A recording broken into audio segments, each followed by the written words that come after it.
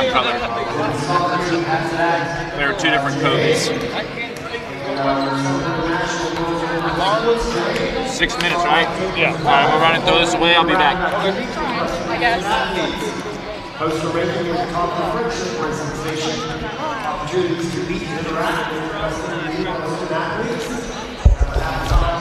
One recognition for all of these in posting poster signing. Photos of student athletes and chocolate bear. That's all coming up. Summer National Girls Women's Sports Day.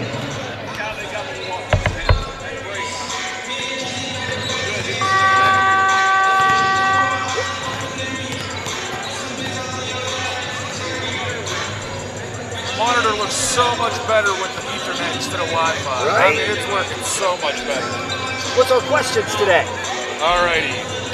Do you want the answers as well? Sure. You might be able to answer. Well, this first one you're gonna for the men's question. How many Hilltoppers have been named National Player of the Year? 3. Bryce, Dalton, and who's the other one? National Player of the Year.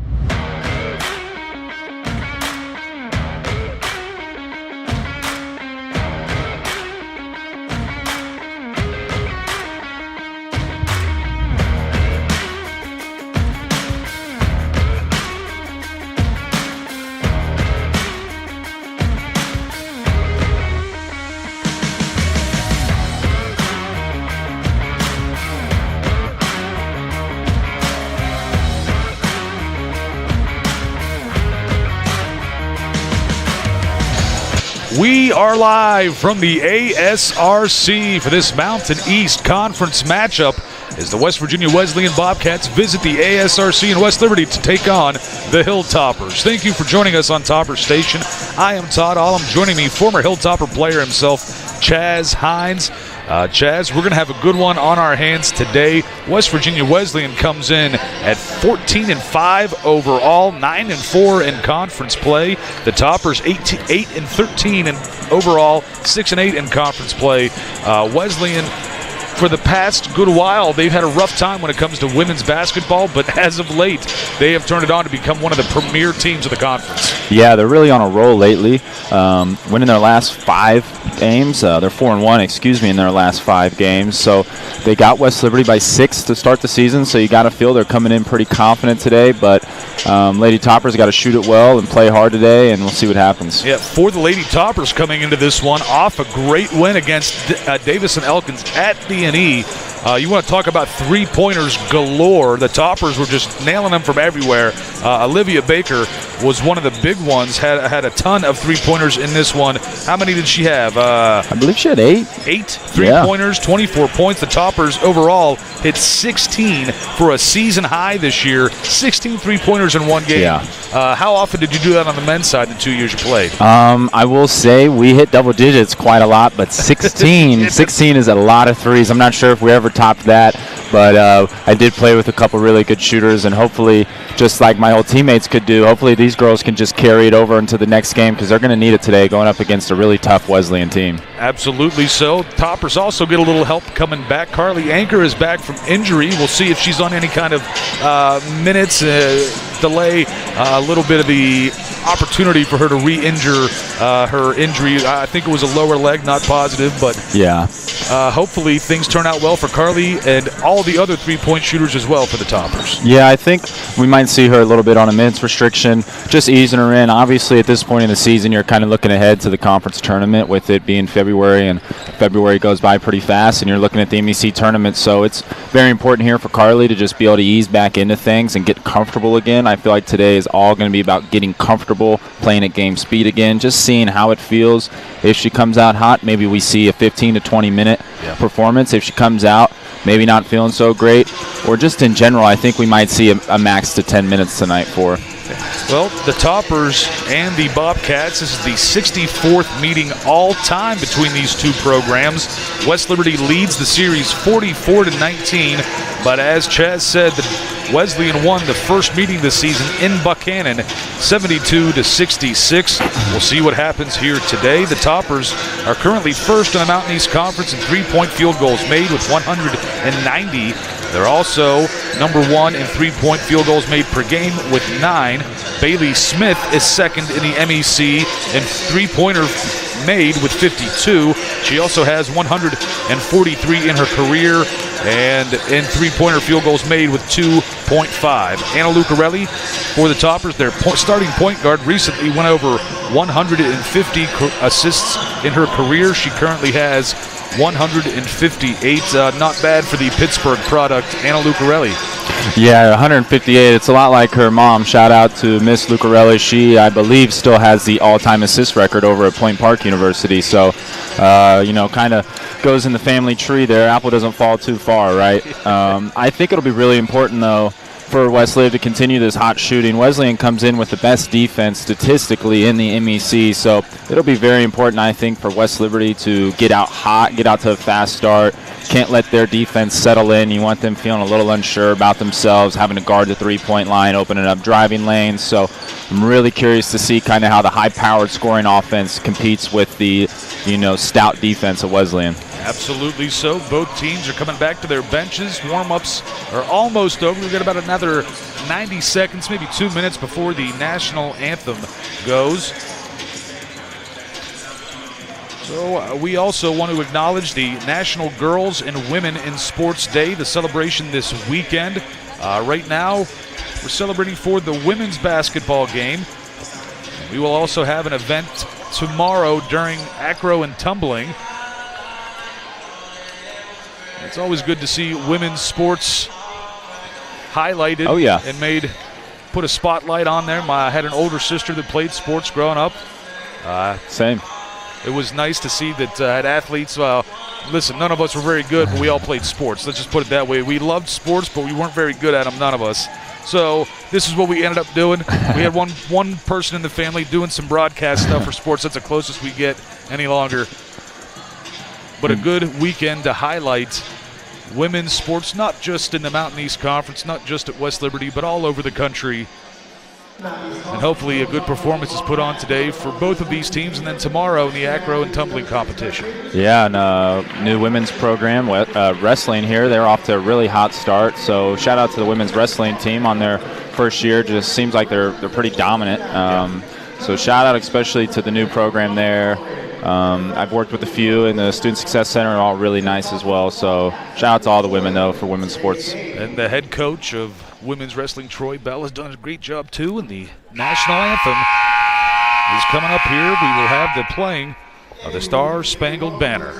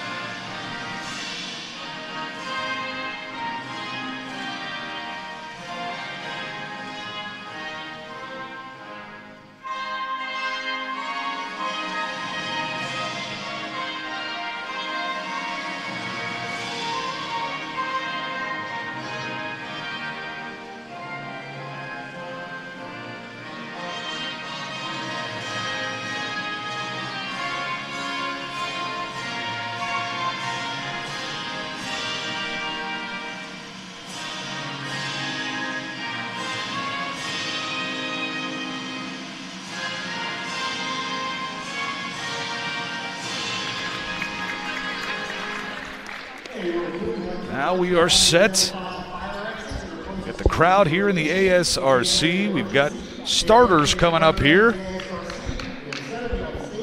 I think we will begin with West Virginia Wesleyan and a very large roster from what we normally see for women's basketball in the Mountain East Conference, but we will get things started.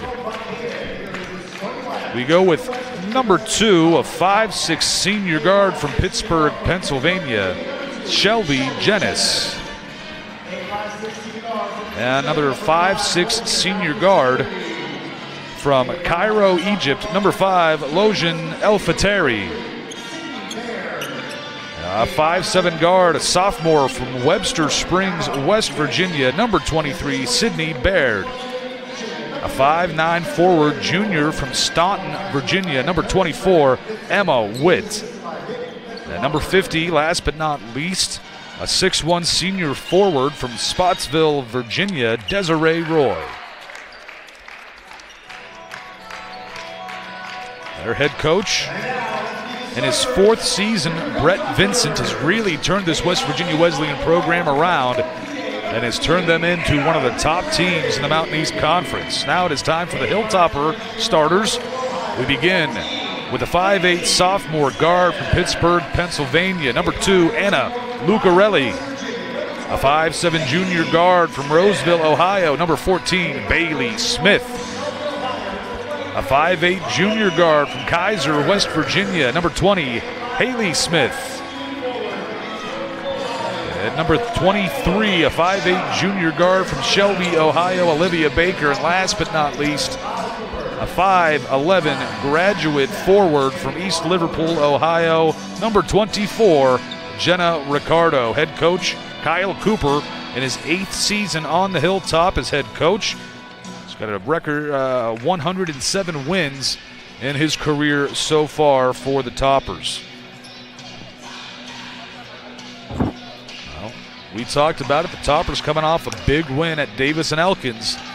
Played extremely well. Lillet carryover against one of the top teams in the conference. Right now it looks like, well, there we go. I was going to say the Hilltoppers on a power play, 5-on-4, but here we go. Now we got 5 on each side. Hey, whatever we can get, right? We'll take it. Well, again, hopefully this is a great game for a great weekend as the National Girls and Women's in Sports Day celebration this weekend continues.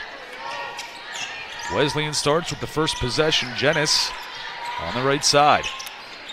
We have Bailey Smith matched up on Witt to start off the game. It'll be interesting just to see how Coach Coop, combats the inside presence. Looks like they're just going to switch everything. Witt just seems really early, very strong in there. Roy getting to the bucket, looking like Kareem Abdul-Jabbar, a little closer, but almost a little hook shot. Yeah, I'm actually a big fan of Roy's game. She just plays really hard, and she doesn't try to do anything that she knows that she can't do. She keeps it very simple. She runs hard. She rebounds. She just does all the little things. You see her right now communicating. I've watched her over the years, just watching the women's game as a men's player, and she's really impressive.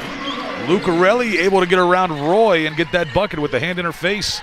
Commentator's curse there, hyping her up, and she gets scored on. Well, hype them all up. Let's go. Yeah, Toppers. I know. Let's keep it right. Baird setting things up in the half court, goes to Roy. Ricardo right there with her in the low post. Step back, no good. Long rebound nice. Taken by Lucarelli. Anna surveys, finds Haley Smith. Can't get the 3 to go. Taken by El Frateri. I think she was a little more open than she was expecting to be there to start the game. Caught her off guard maybe a little bit. That's a great look for the Toppers. Nice little give and go, and connects for Roy. Yeah, that's a great pass. Almost a no look. Haley Smith again looks for Bailey, but can't get it to her. Now it's Lucarelli up top. The drive, M1. hacked. Can't get the bucket to fall, but she will shoot 2. Foul will go against Jenis. Her first, team first. Little Pittsburgh on Pittsburgh right there. I like to see that. I know they probably played against each other a lot in high school, and I'm sure they're accustomed to playing against one another. Lucarelli went to Baldwin and Jenis at West Mifflin. Lucarelli able to connect on her first. And second, Lucarelli, all 4 points for the Toppers now so far in the day and night heating and cooling first quarter. Yeah, so far the offense for West Liberty looks really efficient, looks really smooth. It's one of my key talking points going into this game with the best defense and one of the most high-powered offenses. Witt mishandles that butt. A smart play, 24 against 24 there, throwing that ball off of Jenna Ricardo. Possession stays with the Bobcats, 15 to shoot. Yeah, Emma Witt with a really heads-up play there. Baird goes down low to Witt. Drives baseline, tries, has to pick up the dribble and go back to Roy. 2 seconds on the shot clock, puts it up, and good. Wasn't pretty, but it works. Lucarelli needs some help here. That was quite the effort there from Roy to just squeak that one in there. It was pretty impressive and also pretty lucky. Baker can't get this one to go. Roy, the defensive rebound. Here comes Baird. Bit of a rush shot there, but Toppers just trying to find their feet. It was a good look, and that drive seemed to have been there all 3 possessions so far, so I like the look. Witt, nice little turnaround on the low post. Working against Olivia Baker. Quickly, Baker open, but goes to the top of the key. I'm sorry, that was Haley Smith to Olivia Baker. Couldn't get that 3-point shot to go. A bunch of quick looks here for West Lib. They're not bad looks, not necessarily, but against a team with such a stout defense, you got to almost make every possession count. Some substitutions coming to the table now. It looks like men's basketball. I know the it. Toppers are bringing in a line change. I love it personally. Makes me think exactly of it. Makes me smile seeing 5 people come to the bench. Witt's shot is blocked by Baker. Toppers offering their own bit of defense. Bailey Smith pumps, drives. Lucarelli pump fakes, gets into the paint. Can't get the finish with the right hand. Roy the board. That was a great drive by Anna. I'd almost like to see somebody cutting from the opposite. A bunch of eyes are on Lucarelli every time she goes to the rim. Roy with the patience, letting Lucarelli fly by. Easy bucket. Now 10-6 in favor of the Bobcats. Yeah, Roy's got a quick 8, and she averages just 8 points per game on the year, averaging 8 points and 8 rebounds. So she's been really effective early. See if the Toppers can get on that. I'll correct myself, 10-4 in favor of Wesleyan. Smith driving against Elfratelli, gets to the right side, off the glass and good. Her first points.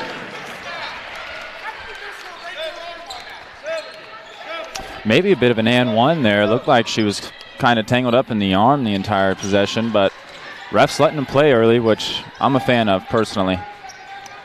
The drive here for Baird. Oh, little fake pass, but Witt ends up with the offensive board. Putback, no good either. Roy gets the board, but an offensive foul going to be called on Wesleyan.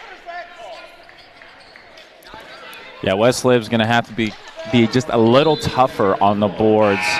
Wesleyan early on looks like they are sending at least 3 to the rim, so going to have to box out. It's the second team foul on Wesleyan. Not certain who picked up the personal yet, but the line change for the Toppers. Bailey Beckstead in there at point guard. Katie Lucarelli along with Hope Bowman. Let's see who else. We got Paige Julian Bowman with the bucket. Oh. Almost a bucket. Couldn't get that one to fall, but we got some height on height here with Bowman going up against Roy. It's a good set, too. I like that set, the double ball screen action with a roller and a popper. Just couldn't get it to go. Here's the last Hilltopper that I haven't mentioned yet making a play, Nat Sekalovska, correct? Yes. Okay, saying this correctly, good. Now a timeout will be called. Media timeout. We'll take the break and come right back for more on Topper Station. If you're looking for off-campus housing, then Hilltop Acres is where you need to be. Just minutes from campus, Hilltop Acres offers modern amenities like high-speed internet, large flat-screen smart TVs, and in-unit laundry, as well as complete kitchens with dishwasher. You'll love the vibrant community vibe and friendly neighbors. Enjoy a balanced student life with everything you need right at your doorstep. So why wait? Make Hilltop Acres your home away from home today. Hey guys, my name's Todd Cover. I'm President and CEO of Belmont Savings Bank. People ask me all the time, what makes Belmont Savings different? Here's a few examples. We are 100% focused on our customers. We have the best checking accounts around. All the decisions are made here locally, and the money stays here in your local community. So follow us on social media to find out what we're doing in your community. I encourage you to visit our website or come check us out in person. How may we help you today?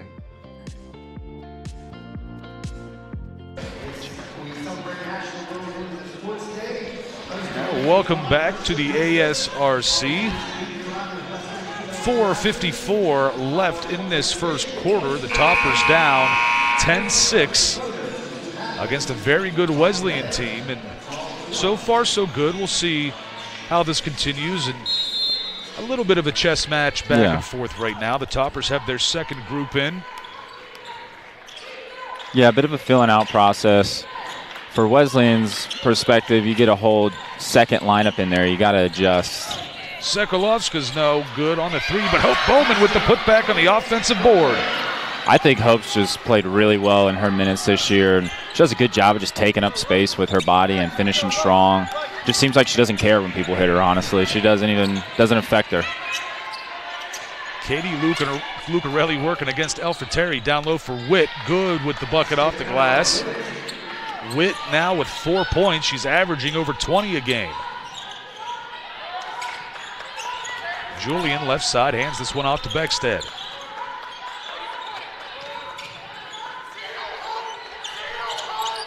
Top of the key, Sekulovska over to Lucarelli right side. Tipped out of bounds by Elfriteri. Toppers keep possession, 9 to shoot. Anna Lucarelli and Bailey Smith back in.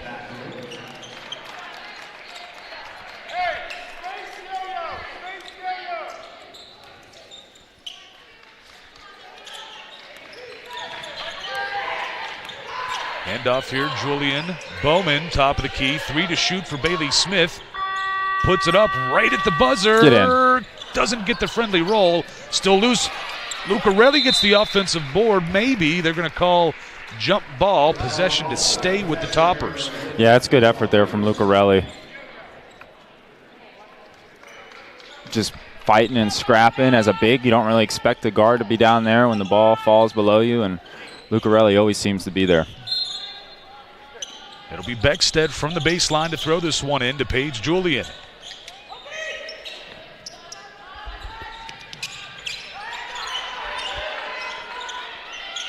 Julian driving.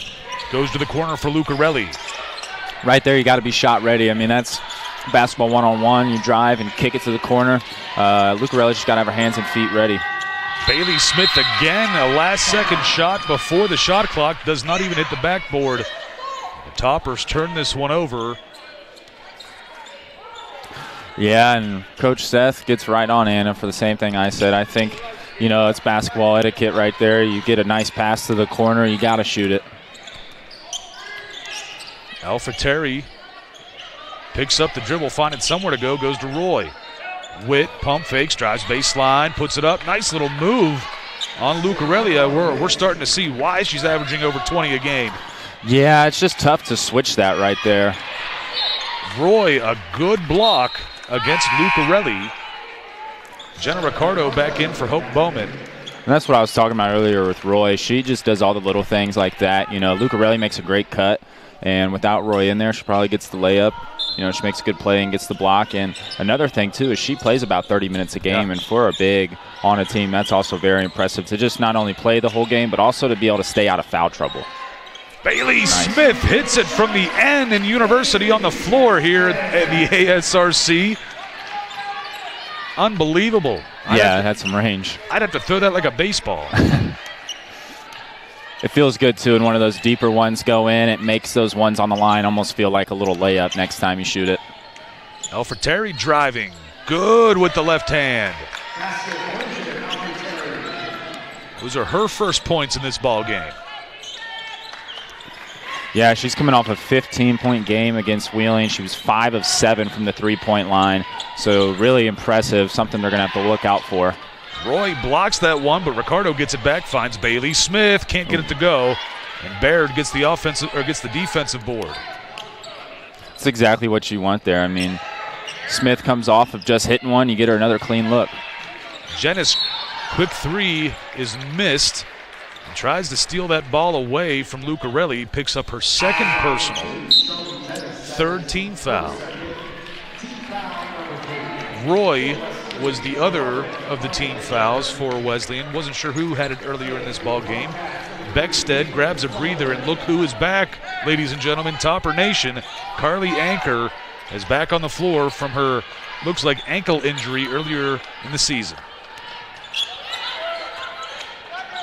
Lucarelli still surveys, finds Bailey Smith, pump fakes, drives from the foul line. Good. It's a great floater right there. It's a very difficult shot, too.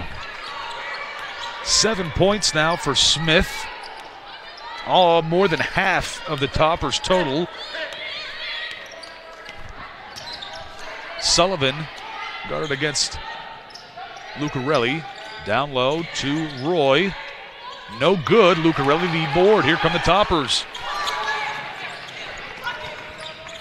Anchor driving. I believe she's going to be called for the travel.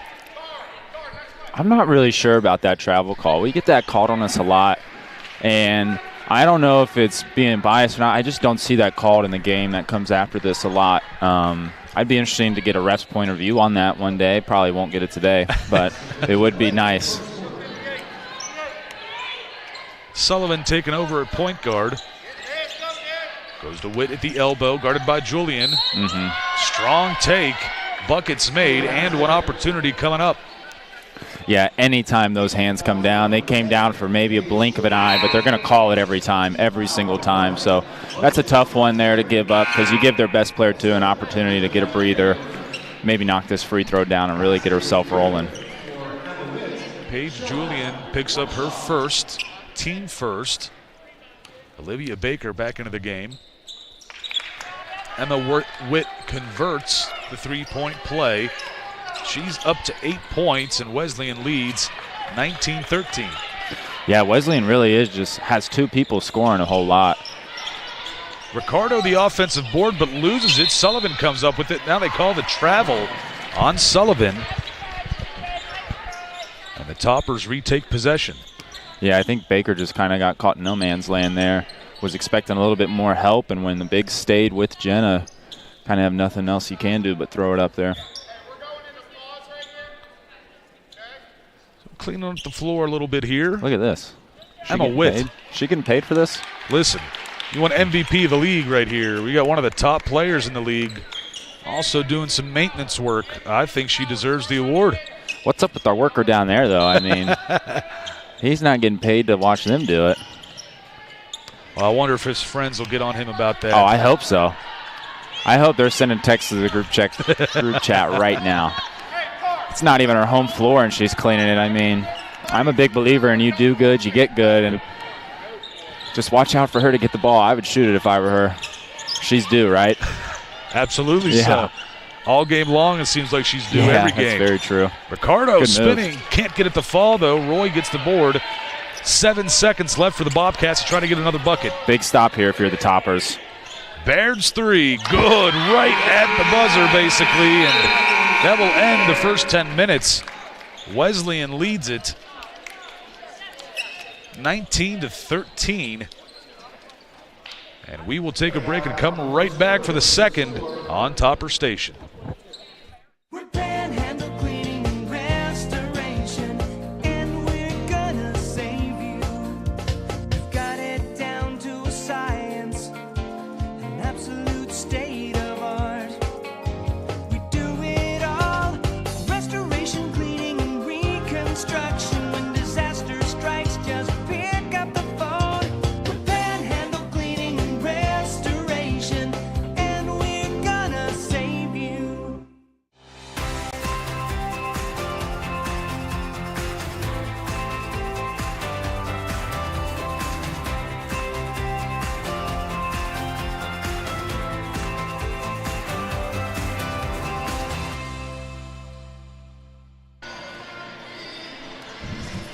Welcome back to the ASRC. As we take a look at the women's games question of the game presented by Panhandle Cleaning and Restoration.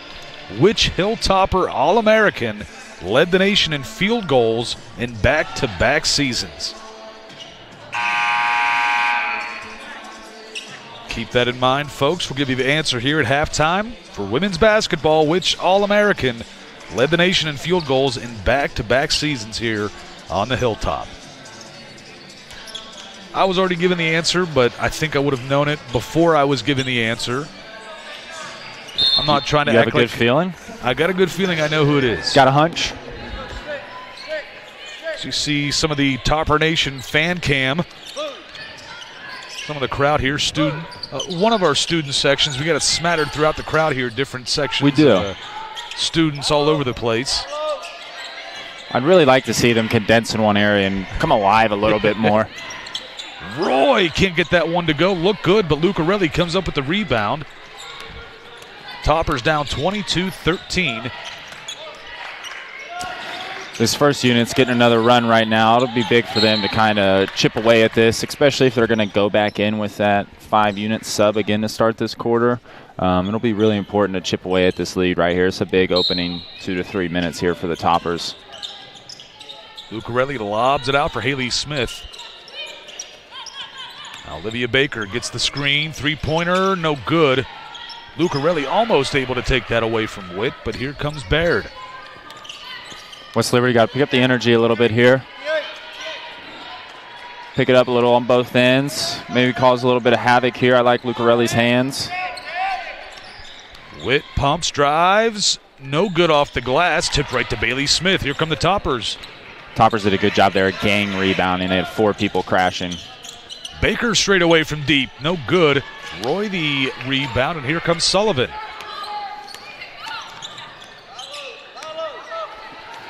Yeah, Roy has a very quick 8 and 5 already to start the game. Pretty impressive. Lobs it over to Witt. Right beyond the elbow. Will try to drive on Haley Smith. Puts a body on her. No good. Here comes Lucarelli. Yeah, Witt's looking a little tired. If you're West Liberty, you got to run here. Haley Smith, the foul line, back to Olivia Baker.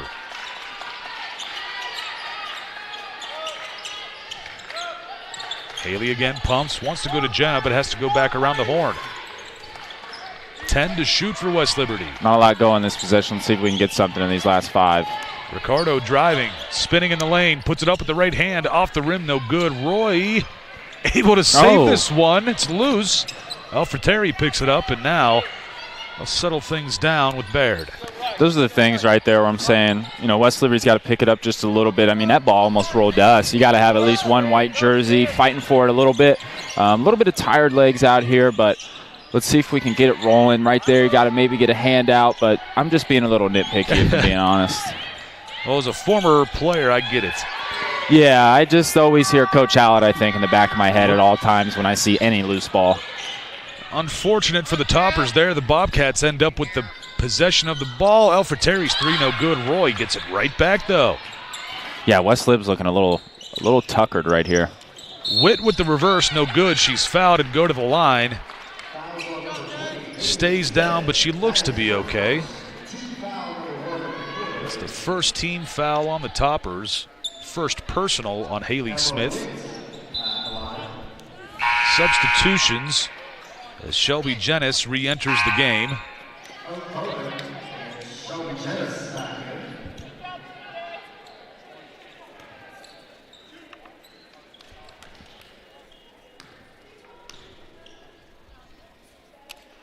Witt at 9 points, trying to get to double digits if she can make the second free throw.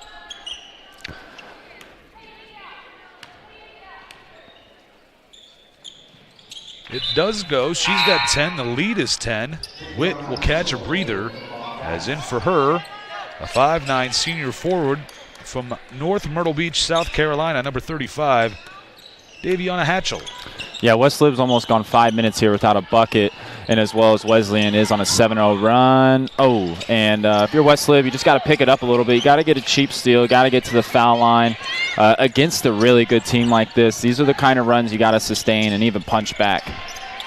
Hope Bowman back in for the Toppers. She's one-on-one with Hatchell right now. We've seen, though, with this Lady Topper team, they can get hot early and they can make a dent into somebody's lead very quickly. Janice, nice little backdoor pass to Roy. Roy gets the bucket. She's up to double digits, 10 points for her. Yeah, that's just really good from her. Lucarelli wasting no time to answer back. She's up to 6 points. If I'm Anna, I'm doing that more often this game. She's gotten good looks, I think 4 or 5 times, converted on 3 of those. That seems to be their best offense, too, early on. So if I'm Lucarelli, you got to look for that more often. Alfred-Terry's pass just almost off the mark. Janice able to save it. She drives, can't get it with the right hand. Bowman the board. Go. See right here, get 23 backpedaling already.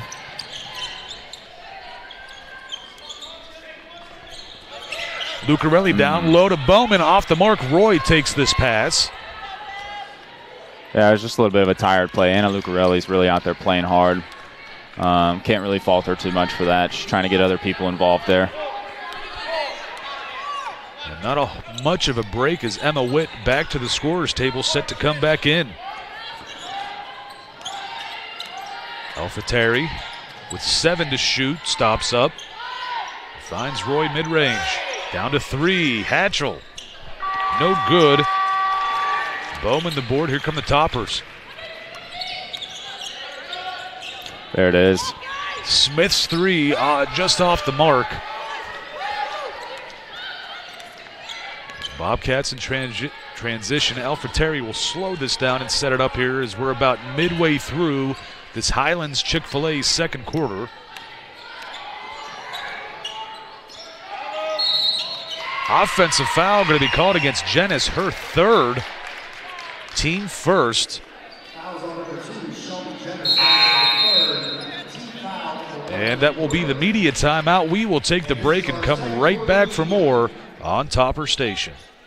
Looking for a reason to try the new $5 meal deal at McDonald's? Here's 1, 2, 3, 4, and the price makes 5. So much. That's everything you get with the new $5 meal deal at McDonald's.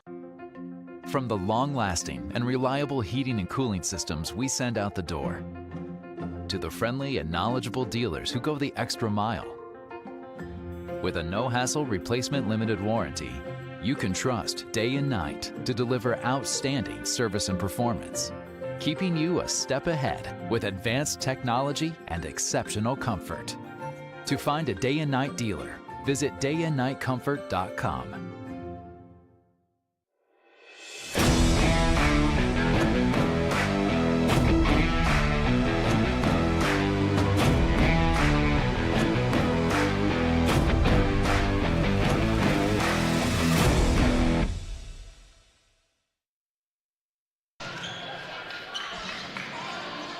Welcome back.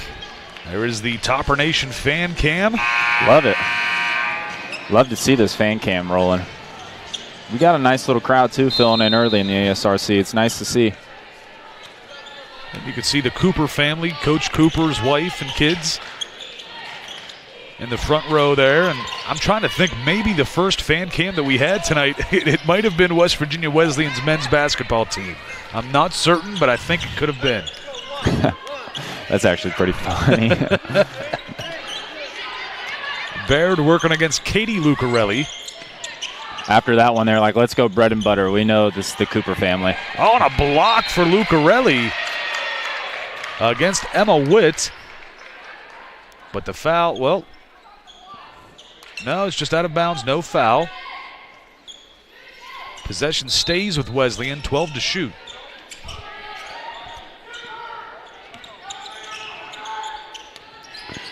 Yeah, if you're West Liv, you just can't let your guard down. You got to stay on your principles.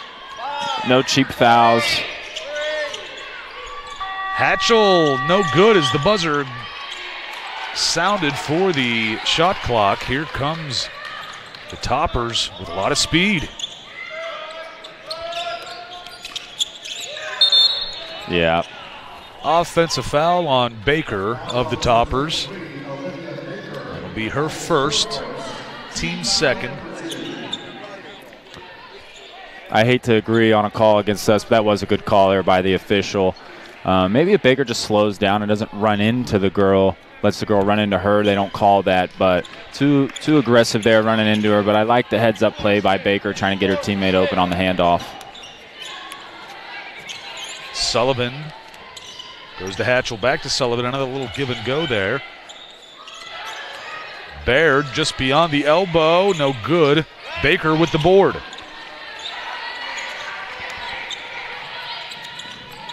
Haley Smith surveys, finds Baker, around to Katie Lucarelli. Baker open for a deep three, can't get it to fall. Baird's going to pick this one up for Wesleyan.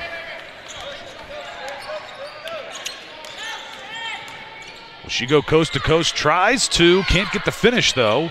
Witt, the offensive board. That's good defense there from Katie, just staying straight up and staying scrappy, man. She's a real scrappy defender. Screen set, Bowman with the hand in the face of Elfateri, still hits a big three-point shot. That's a big-time shot, though, from Elfateri. She was 5 of 7 against Wheeling at Wheeling, so just carrying that over. She's a really smart player, too. You can just tell she's probably one of the key reasons why Wesleyan is what they are this year. She seems like a great defender, too. See if Wesleyan can get something going here. Lucarelli, this Baker now down in the corner for Haley Smith. 7 to shoot. Beckstead against Witt. Spinning around into the paint. Puts it up with the right hand. Can't get it to go. Sullivan now will survey in the half court. Gets some instruction from head coach Brett Vincent.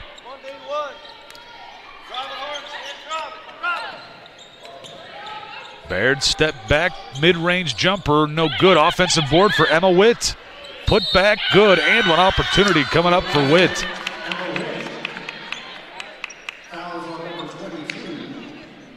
They give that foul to the toppers, Katie Lucarelli. Be her first, team third, and substitutions for both teams. Again, good to see Carly Anchor back out on the floor for West Liberty.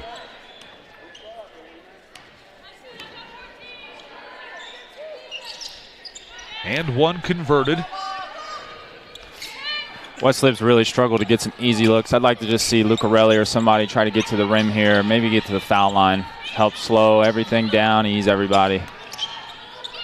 Elfateri almost gets a steal.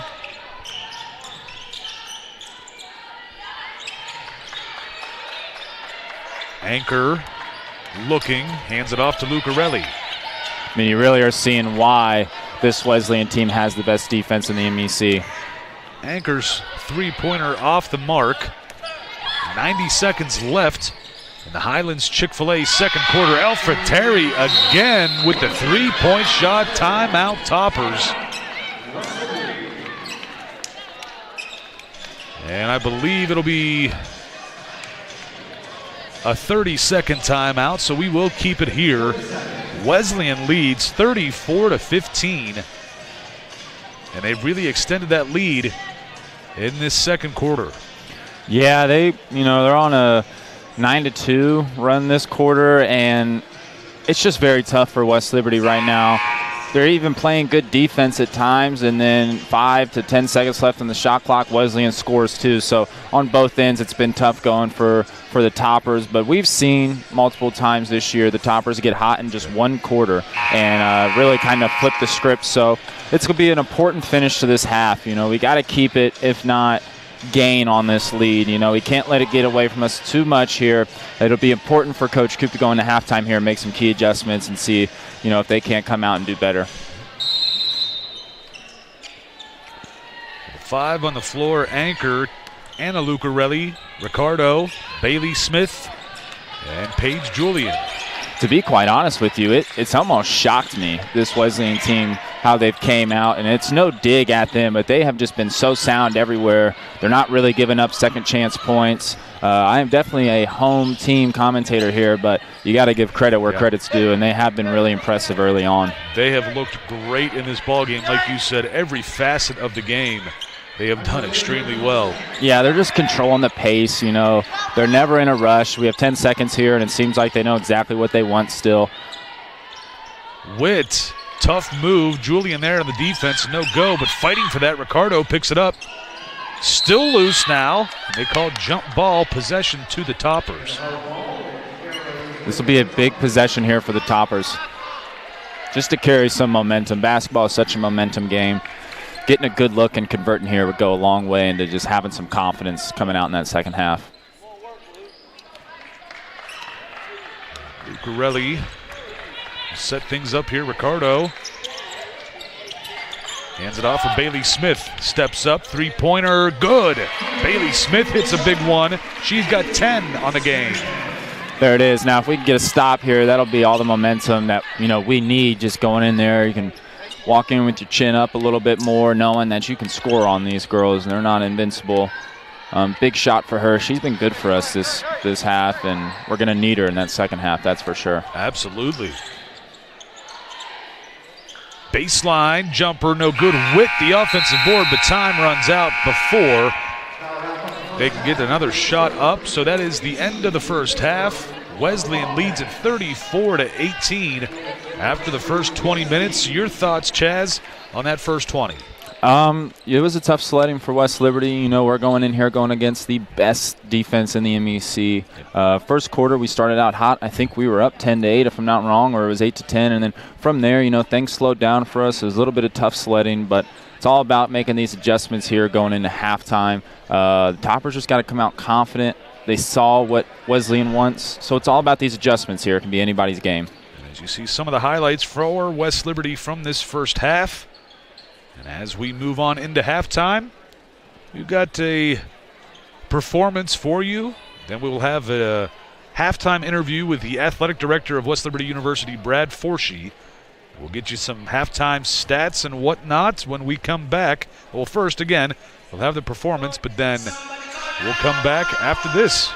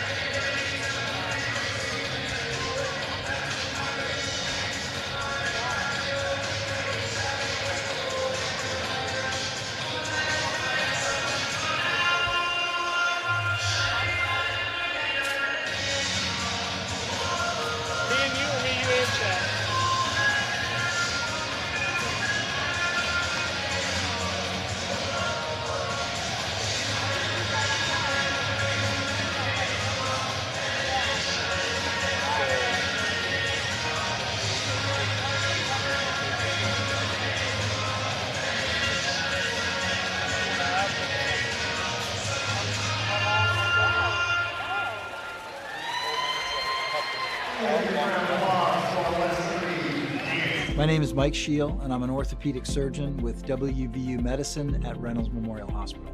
So we have a unique opportunity here at Reynolds to work with the ROSA surgical robot. The results have been amazing. We can really predict what your alignment is going to be, what your tracking is going to be, what your range of motion is going to look like before we ever cut you. The results for patients have been outstanding. For over 4 decades, the health plan is called West Virginia Home. It all started with a vision to serve our community with pride and integrity. We've grown alongside West Virginia, becoming part of its fabric. We've been here through thick and thin, supporting local families and businesses. Because at the health plan, we don't just work here, we live here. Proudly serving West Virginia since 1979. Your trusted partner in the community, the health plan. Here for you. Hey guys, my name's Todd Cover. I'm President and CEO of Belmont Savings Bank. People ask me all the time, what makes Belmont Savings different? Here's a few examples. We are 100% focused on our customers. We have the best checking accounts around. All the decisions are made here locally, and the money stays here in your local community. So follow us on social media to find out what we're doing in your community. I encourage you to visit our website or come check us out in person. How may we help you today?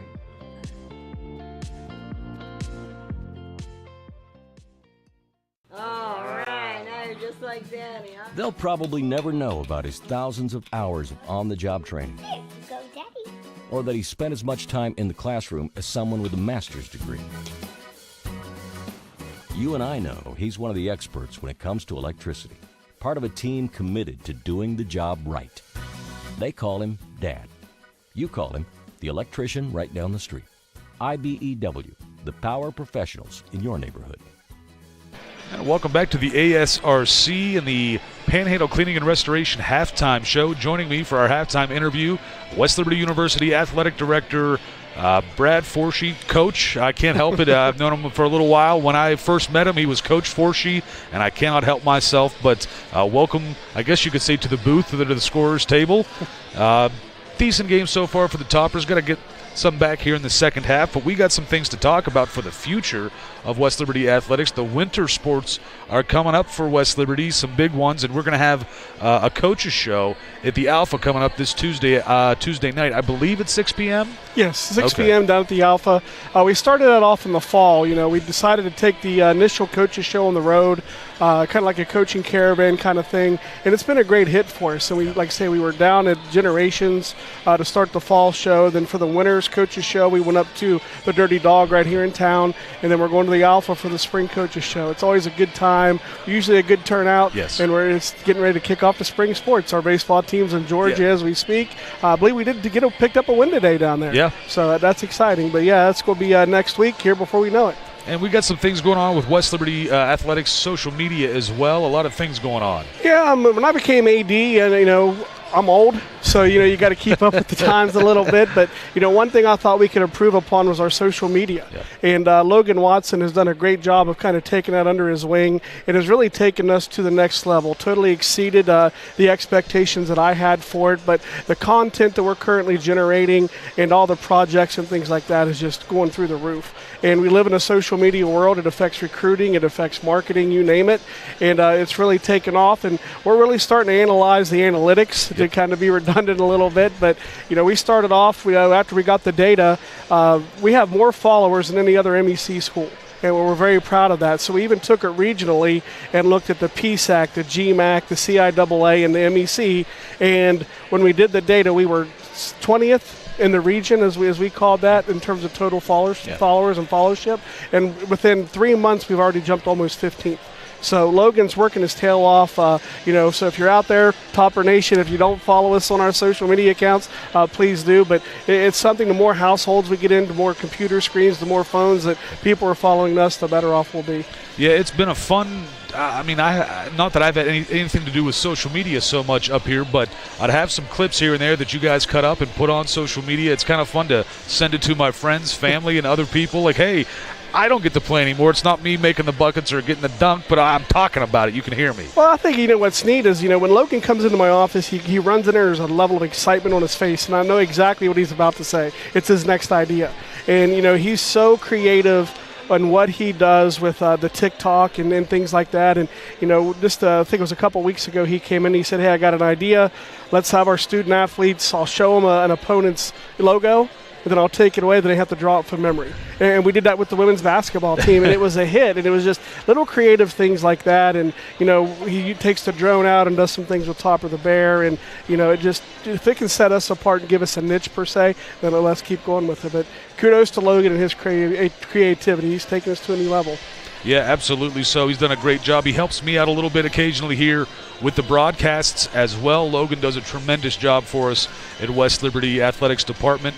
For the spring sports coming up, it's been a good year so far, at least calling games, broadcasts, coaches shows. The coaches have been tremendous for me doing the coaches shows. I'm going to really enjoy this, but we've got baseball, softball, acro and tumbling, outdoor track, tennis, and I'm trying to remember, is golf fall or spring? It's the fall is the MEC championship segment, and then the spring will be the NCAA segment. So it's one of those unique sports that has a split segment. But yeah, Tuesday night for you will be busy down there. We got a lot of head coaches for you to talk to. But if you'd allow me for a second, I want to thank you and Chaz. You guys have had a great great season calling these for us. You guys are top notch, and I know you probably say it on the air at times, but the behind the scenes crew that you have and how amazing they are. Teresa, Trent, all the student workers that we have. I mean, I think we have a top notch production program here, and I mean, thank you for all you do. It really makes us very proud in the athletic department. Well, I can't thank you enough for that. That means a lot to us. I know this is I feel like this is the least I can do to help out programs in the school that I went to, graduated from. I can't thank so many people up here enough for giving me opportunities to call these games and host shows. But even if I wasn't, I'd still be rooting for the teams, and I think that's the same way for just about everybody that works with our crews. Our students over the year, they have been tremendous. Without our student crews, we wouldn't be able to do any of these broadcasts the way we have for the past 15 years. So a lot of the credit goes to the students and what they've been able to do and learn on a pretty quick basis. We've got some people shadowing our floor camera right now as we speak, so it's always something that's interesting to people, and it really helps when we've got good athletics, a good product on the floor that we can put out there for people to watch, and you've got a hand in that as well. Well, I mean, you know, you mentioned student workers. We have numerous in our department alone that helps put these events on. Yeah. And I mean, we can't give them enough credit. They take ownership of what they do, and you know, any small university, you know, you got to survive by your student base, and West Liberty has some of the best. Absolutely does. I will go to war with anybody that says no about that doesn't agree. Well, Coach, thank you for being here with us, taking time out. Maybe we'll see you on Tuesday night, do a little interview at the end of the coaches show that we do live. Again, folks, come to the Alpha. It is Tuesday. This next Tuesday at 6 p.m. at the Alpha. We've got the spring sports for West Liberty University, the coaches shows live from the Alpha down in Woodsdale, or whatever you want to call that area. Again, Coach, thank you for being with us. We'll see you here soon, and hopefully we get a good second half here for the Lady Toppers. Yeah, as always, go Toppers. Well, thank you, folks. We'll be right back for more stats and other things of the halftime show presented by Panhandle Cleaning and Restoration. We'll be right back on Topper Station. Wow, now that check had an impact. Oh, yeah. Just like impact checking from Main Street Bank. That's right, Jim. After all, Main Street does offer 6% APY on balances up to and including $15,000. Impact checking with 6% APY from Main Street Bank. All roads lead to Main Street Bank. Now that's a checking account that can impact your life. It's definitely checking with an impact, a positive impact. West Virginia's largest restoration company is now in the heart of the Mountain State. With a location in Charleston, joining our branches in Wheeling, Morgantown, and Pittsburgh, we'll be there to help when you need it most. Our expert team and state-of-the-art equipment is ready to serve the Kanawha Valley 24 hours a day. From water damage to fire restoration, when disaster strikes your home or business, tell your insurance provider you prefer the restoration company the Mountaineers call. Panhandle Cleaning and Restoration.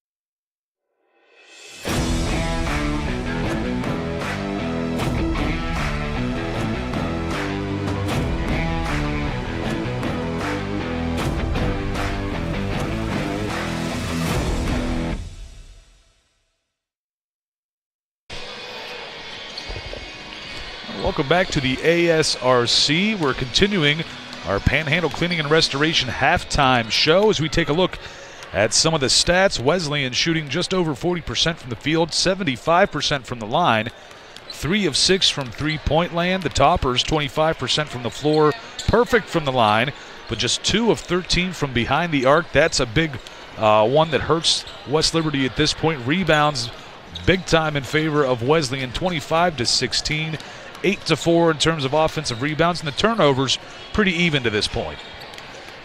Yeah, and if you're West Liberty, you're going to live and die by the 3 ball. So shooting just 2 of 13, obviously, it's not going to bode too well from you.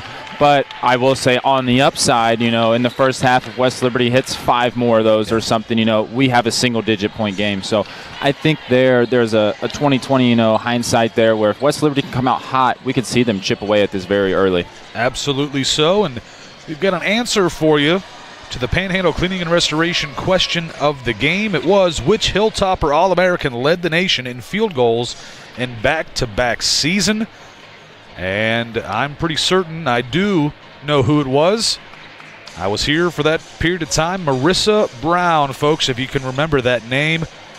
How could you forget how she played? Tallied 299 field goals in 2018 and a Mountain East Conference record 328 in 2019. I'm telling you, she might be the most dominant basketball player I have seen in my time at West Liberty. We've had some men's or women's. Yeah. She was unbelievably dominant. You got her the ball. Kind of like when you see them try to get the ball to Roy.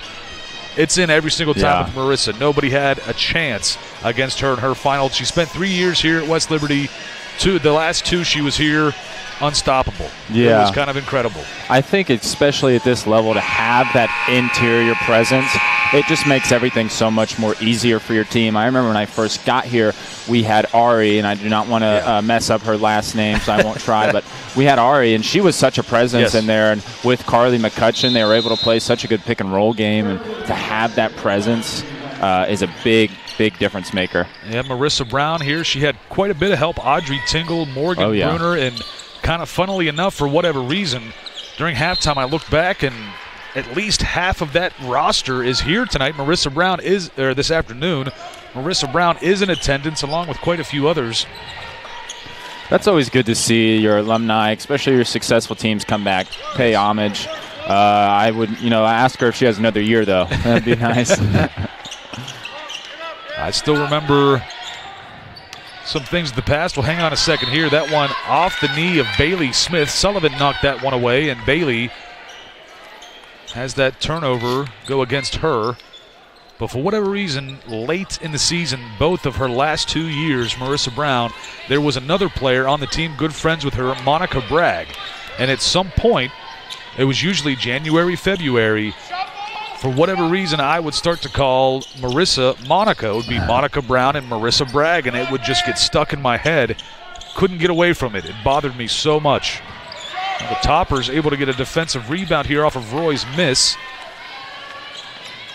Lucarelli finds Haley Smith open for 3, gets it to go. There we go. A lot like the beginning of the game. She was wide open in transition, but she was able to bury that one. Her first points in this one, as we are now in the health plan third quarter. Toppers down 34-21. Inside. Just a little too easy there. Witts with the easy bucket with the right hand. I would almost like to see West Liberty maybe think about putting a zone defense in here. I mean, every single possession, it's high post, high-low action. It would be nice maybe just change it up and give them a different look. Baker's 3 just off the mark. Witts, the defensive rebound. Coach Vincent telling his Bobcats, get up the floor, let's push it.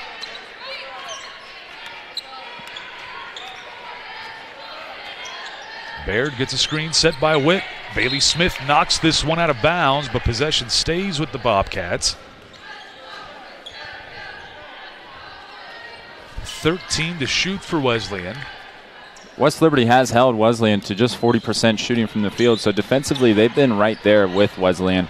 Just unfortunately only shooting 25% from the field. So like I had previously mentioned, if we can come out hot here and just continue to stay solid on defense, we should be able to chip away as we do right there.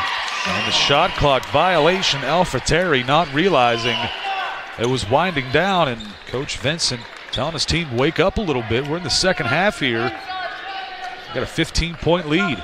Little second half sleepies going on here. Oh, and she makes it right back. That's a good play. Alfred Terry, and I got a feeling Coach Vincent knew that if he said something to Elfriteri, she would make a play right after that, and it's, of course, what she did, but missed the shot. Here come the Toppers to try to respond after a miss. Baker's three, can't get it to go.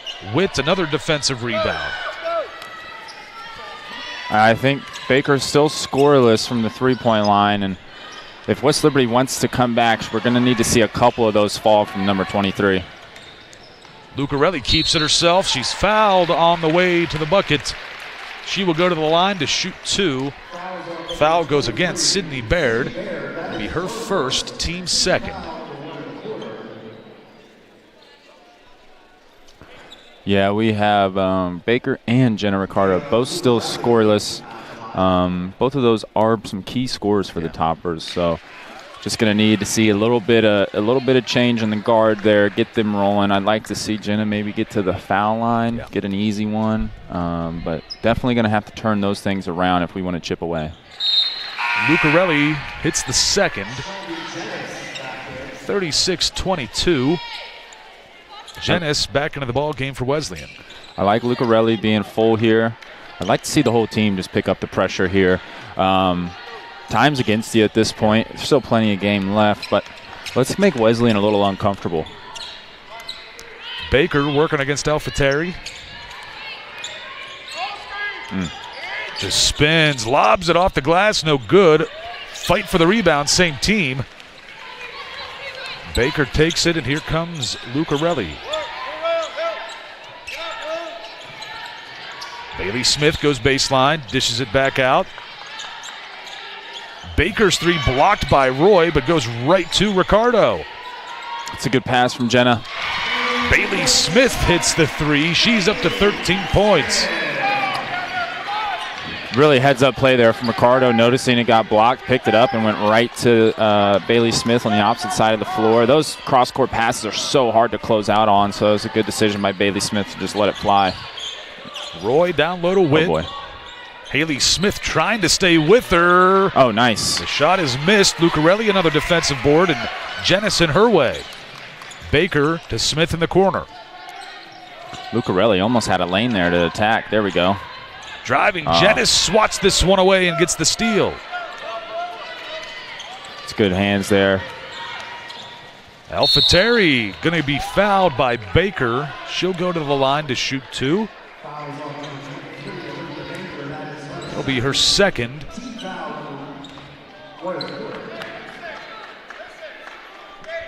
Just to give folks a heads up here, we've told you about the National Girls and Women's Day and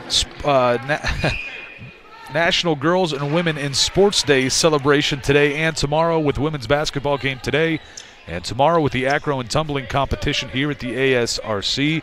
Coming up at halftime of the men's game in just a little bit, we will have an interview with the assistant coach, associate head coach of women's basketball, Cassie Seth, just like Coach Forshee, the athletic director for West Liberty, did here at halftimes of the women game. Bailey Smith can't get it to go off the glass.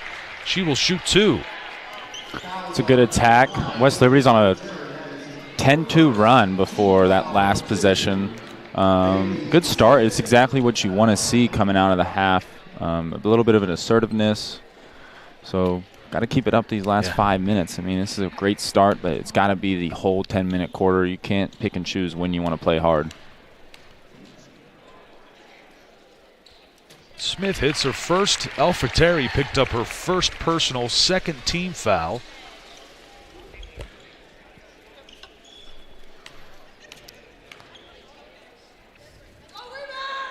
Smith 2 for 2 on the trip to the line.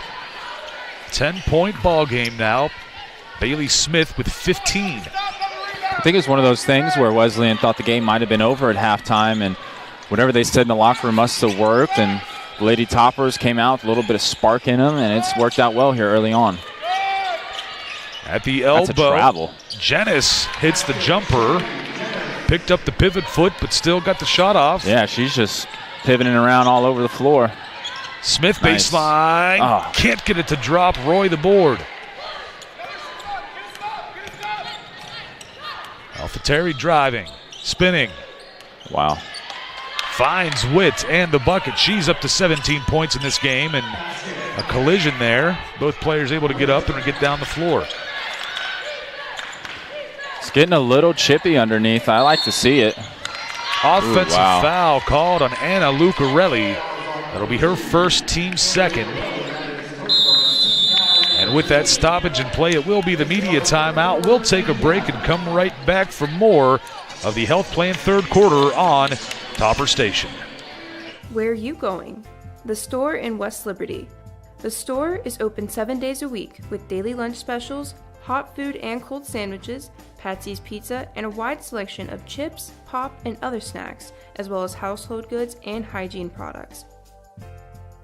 We've also got a wide selection of beer and an ATM. Stop on in and check out the store, located at the top of the hill in the town of West Liberty, a proud supporter of Hilltopper Athletics. Our team at Belmont Savings Bank stands out in the mortgage industry because we care about our customers. My first-time home buyers, my younger people, I try to treat them like my children, like I would want my children to be treated. And the minute when those keys slide across the table to those owners, it goes from becoming a house to becoming their home. We call Ohio Valley home. Our motto is, how may we help you today? When you're working with a community bank, our main focus is the community. Welcome back to the ASRC for the Health Plan third quarter. Just want to remind everybody, March 26th is the West Liberty University Foundation Day of Giving. And Betsy Delk on the last home game to speak and give everybody some information about that. And again, I can speak as a person who graduated from the broadcast program here at West Liberty and communications as well. The Day of Giving is something that's a huge help, especially with all the equipment we use to do these broadcasts and put on everything we can for West Liberty sports, coaches, shows, broadcasts, live broadcasts of games. It's a huge help and really a great learning tool for broadcast students. Yeah, I want to shout out the crew up there in the middle section. This wouldn't be possible without them. They do a great job. All the hand signals and everything they do a fantastic job. Haley Smith gets to the bucket. Makes it 41-29, and chipping away are the Toppers. Just keep chipping away. It's all you can do, right? Chop wood, carry water. That's all you can do is just chip, chip, chip. And you got to keep it chippy. I think we're getting to Wesleyan a little bit mentally, just playing a little bit more physical, but can't give away easy ones. Beckstead trying as much as he can. Bailey standing at 5'7". Desiree Roy at 6'1". Pretty good advantage and able to get the bucket. Baker to Haley Smith. Back over to Bailey, top of the key. Got to get something going here. We got to get to the rim. Got to get something going. Beckstead under the bucket. Baseline pass is tipped away by Jenis. 5 on the shot clock. Katie Lucarelli back in. She takes the place of Olivia Baker. It will be Beckstead to throw this in from the baseline. Looking, finds Ricardo. 4 to shoot. Bailey Smith, dribble, shot. Oh, gonna be fouled. Alpha Terry looks surprised, but you know you hit her hand. It'll be her second, team fourth, and Bailey Smith will shoot 3 free throws. That is what you call a good old home court bailout. Thank goodness she fouled us there. We got 3 free throws, and Wesleyan was playing great defense. And get in there. Oh, nice. Boy. Talk about a home court bounce, too. These are big, too, for Bailey Smith. Having a good first half. She's got 16 now, and these are free points when you're as good of a shooter as she is. And I think I just jinxed her. Wow. Well, it's all a part of learning how to do the broadcast game. We've been there, done that. It's all right. It'll happen again. Yep. At some point. 2 of 3 on the trip, and I've been doing this for a while, but I'm thinking there's nothing that I do that has anything to do with what happens on the floor. So I don't care if somebody says broadcast cursed. Fine. I don't care. Whatever. If you don't care, I don't care. From the elbow, Baird. No good. fighting for that rebound. Witt does, but it goes right to Haley Smith. Toppers have numbers. Bounce pass pushed out of bounds. Great job by Sydney Baird to get back and play defense and at least even it up with the number of bodies. Yeah, if you're West Lib there, you got to score, though. I mean, Wesleyan's two bigger players are back in transition. You have a 3-on-1. It's the little things like that when you're trying to make a comeback against a good team that you got to be able to convert on. Good pass. Inside, Ricardo wide open. Katie Lucarelli with the pass.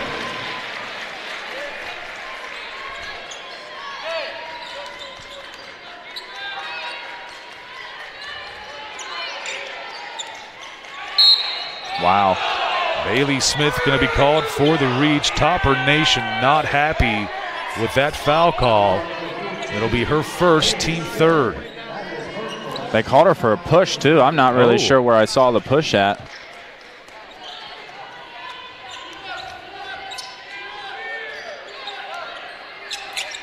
Looks like Wesleyan's just getting into this ball screen, pick and roll on the isolated side. They know they're switching, so they're just hunting the mismatch. Roy working against Beckstead. Some contact, and contact both ways. They're going to call the foul on Roy. I think that was pure frustration. Yeah, I think so, too. I think she thought she got fouled a little bit, and she's just going to let Beckstead know that she's there. But we'd like to see it because now she has to come out of the game. That's her second personal, fourth team foul, one more. And the Toppers will be in the bonus for the remainder of this health plan third quarter. As I said, they've been wearing on them a little bit mentally. A couple buckets here with some stops could go a really long way in the rest of this ball game. It's a 10-point game right now. Bailey Smith working against Alfred Terry, 15 to shoot, behind the back. Double teamed.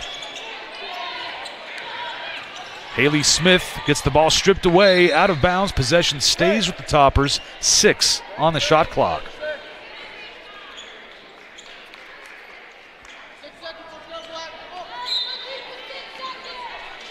Six seconds here. We got to get a good look. Ricardo was the intended recipient of the pass, and I believe it will stay with West Liberty. 4 to shoot now. I'd like to see him just get it into Bailey Smith here. Yep, attack. Baseline drive. Nice. Ricardo gets the and one. Here it comes. Called it. Not bad. That's what you got to do there. 5 seconds. You just get it to your best player who's, one of her best attributes is going to the rim, and you just get it to her and you let her create right there. And that's a great play, an even better pass, and an even better finish from Ricardo.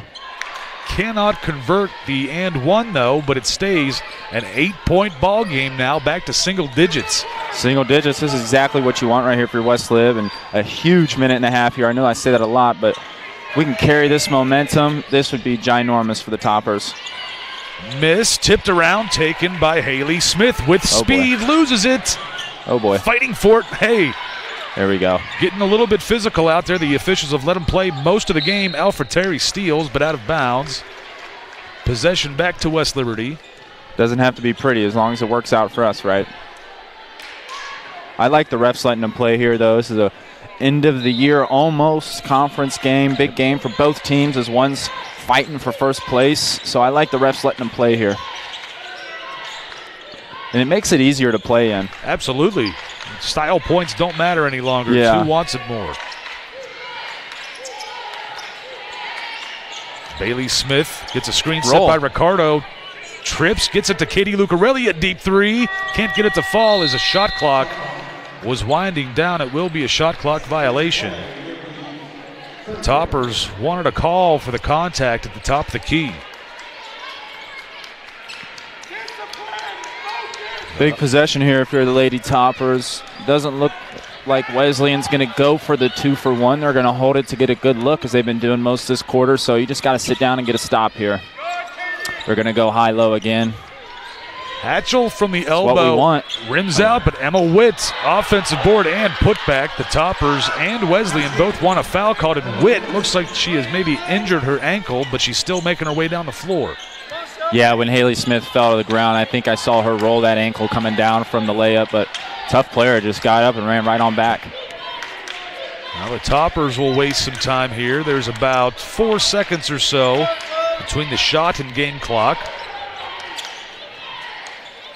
Beckstead from the corner. Good. Her first points.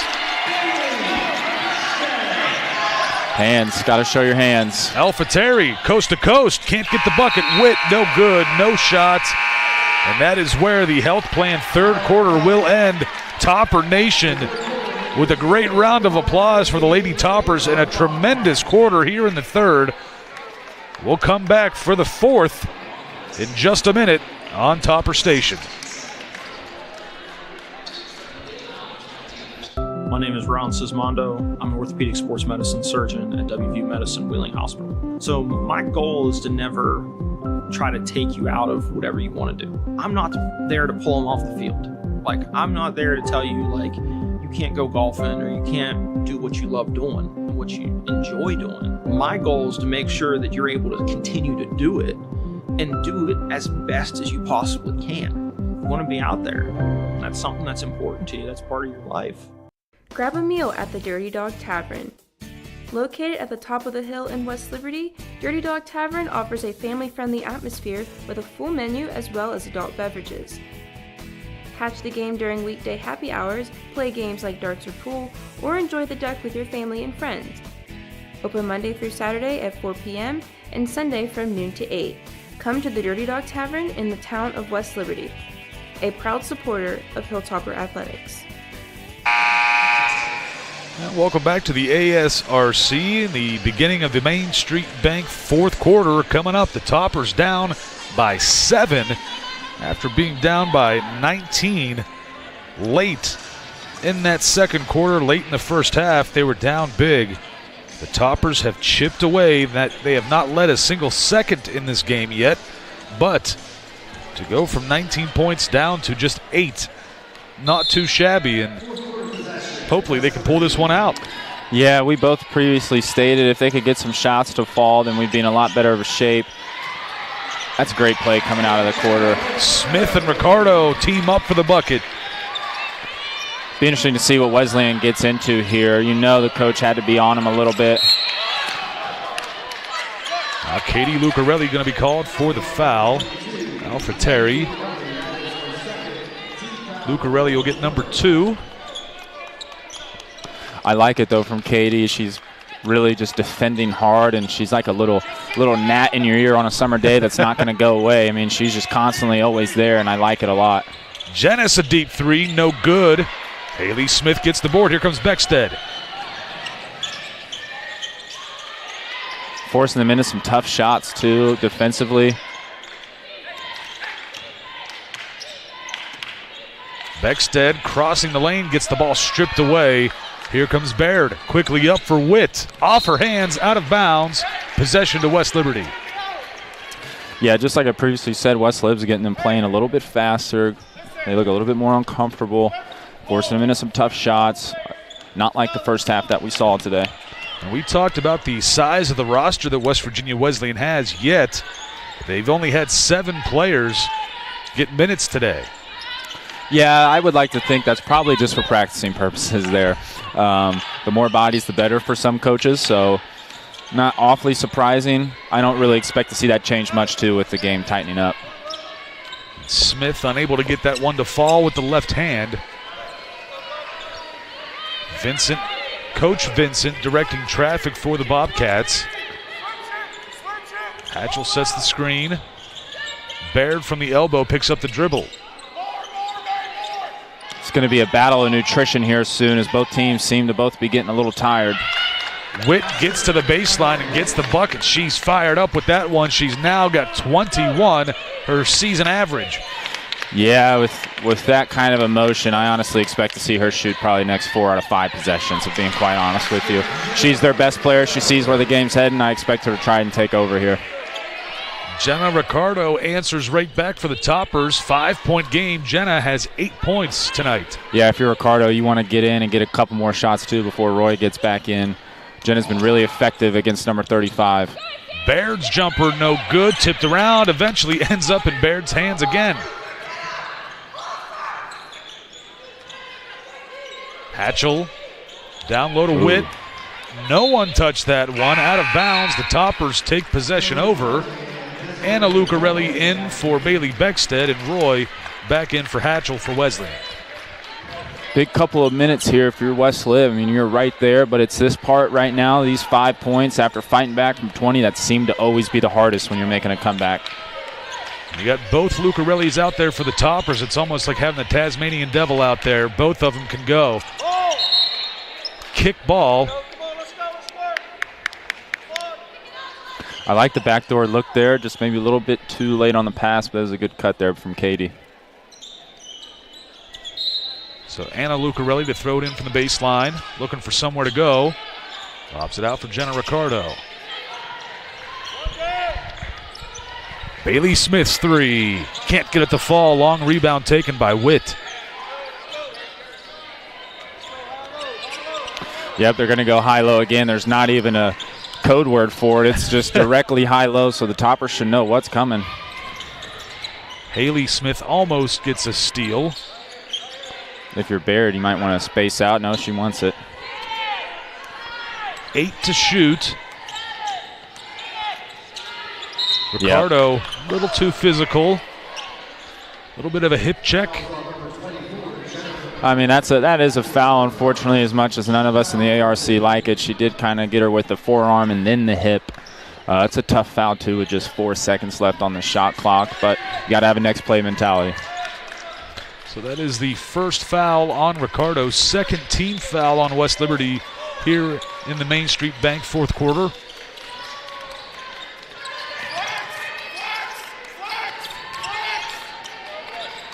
They're just hunting these switches. Good block. Thought that was going to be a clean block for Katie Lucarelli, but they called a foul. It'll be her third team foul. Topper Nation not happy at all with that call. You can kind of hear them in the background here in the stands. That's where I wish we could almost throw the replay up on the big board up here, because I know ARC would probably let the refs hear it then at that point.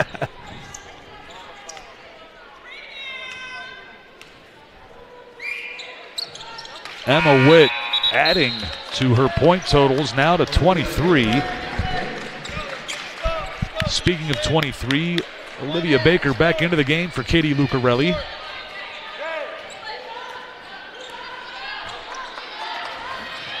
Haley Smith kicks it back out to Baker. Attack, kick, oh.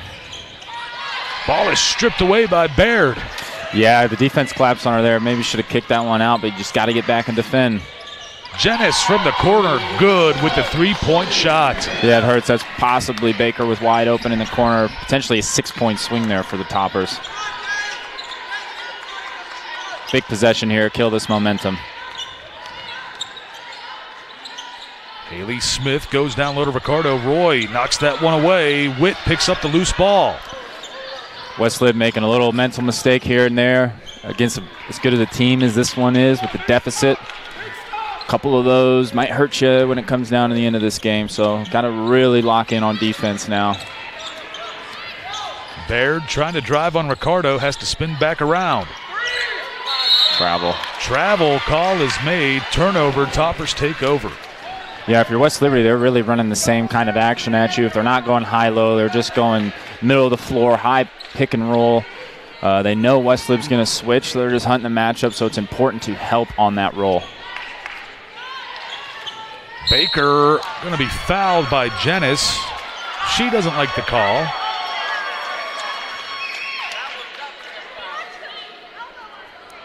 Now a conversation with the officials.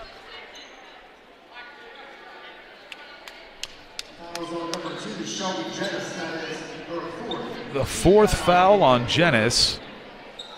First team foul on Wesleyan. Yeah, she's been very aggressive all game. Knows the ball's going to that wing entry, so almost picks it off. Fortunately, we get a foul for our side. Let's see if we can't find Baker here. Ricardo going to be called for the offensive foul for setting the screen. That'll be the fourth team foul, second personal on Ricardo. Jenness does such a good job at kind of just flailing her arms in the air on those off-ball screens. She's drawn a couple of those today. 10-point lead for Wesleyan. 5 minutes left to play here in the ball game. Travel call is made on Baird. It is back and forth. Mishaps for both teams. Yeah, it is. It's one thing after another. There's 10 tired females out there. You know, it's been a grueling second half for both sides.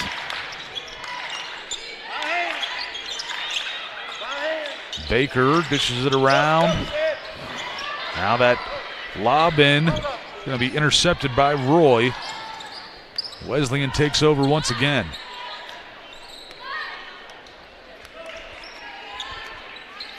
Wesleyan's done a really good job of just slowing things down, and not necessarily a good thing for them, because I feel like they did such a good job at being fast-paced in the first half, so it's advantage West Liberty there. Roy getting to the There we bucket, go. can't get the finish. I think if you're West Liv, you'll live with that shot all day. Kick it. Hit it. Bailey Smith gets the three-point shot. 20 points in the game for Bailey. If you're the Toppers, you need somebody to come along here in these last 4 minutes to help her out, though. Heck of a shot for Bailey. You need to see somebody that'll help her out on the offensive end. Witt receives the pass, good with the right hand. Timeout called, 30-second timeout by West Virginia Wesleyan. And I believe this will get pushed into a media timeout. It will. We take one more look. Bailey Smith's three-point shot made it 52, I'm sorry, yeah, at the time 52-45. We will take a break and come right back for the rest of the fourth on Topper Station. From humble beginnings in 1837, West Liberty University has been home to thousands of students. Whether you're a recent high school graduate or looking to complete a college degree later in life, starting your educational career at West Liberty University will be the catalyst for your future. This is a place where you will discover who you are and where you belong, surrounded by lifelong friends and a supportive faculty and staff. Start your journey home at westliberty.edu.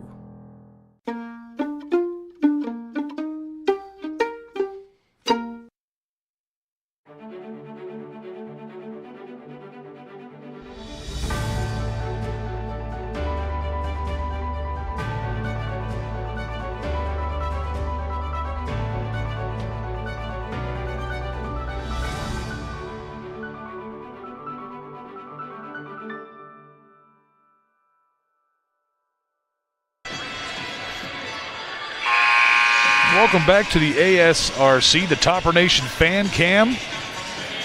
It's in full effect, baby. Cotton Eye Joe playing. And I always get confused. I feel bad. I'm uncertain if that's the West Liberty cheerleaders or the dance team. That's the dance team. The cheerleaders are at this end. Okay, I believe that's what it is. I'm very confused, too. At least they seem to know the dance, though. Yes. I sure don't. Even if I did, I don't think you'll ever see me do it either. Only at weddings, right? Yeah, I don't even know about that. I got to really like you at that wedding.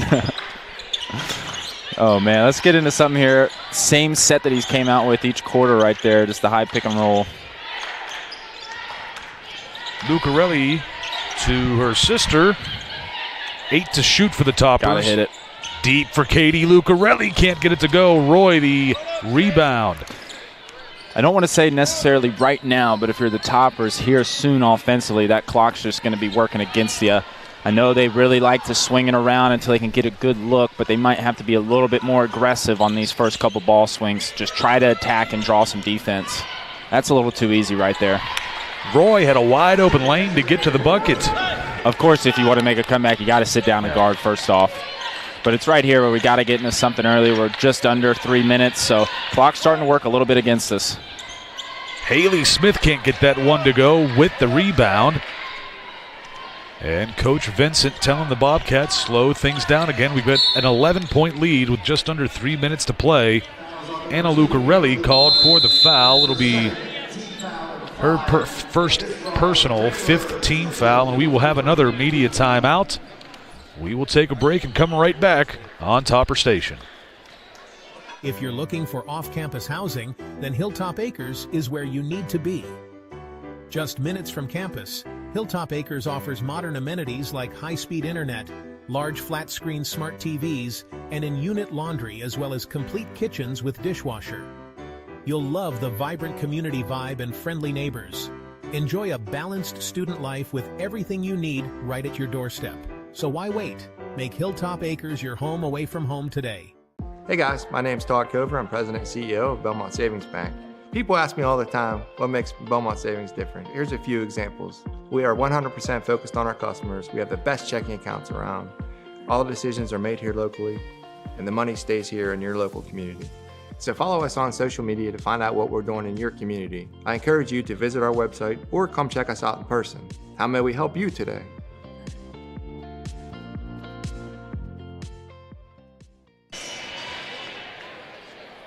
Welcome back to the ASRC as we take a look at the West Virginia Wesleyan bench.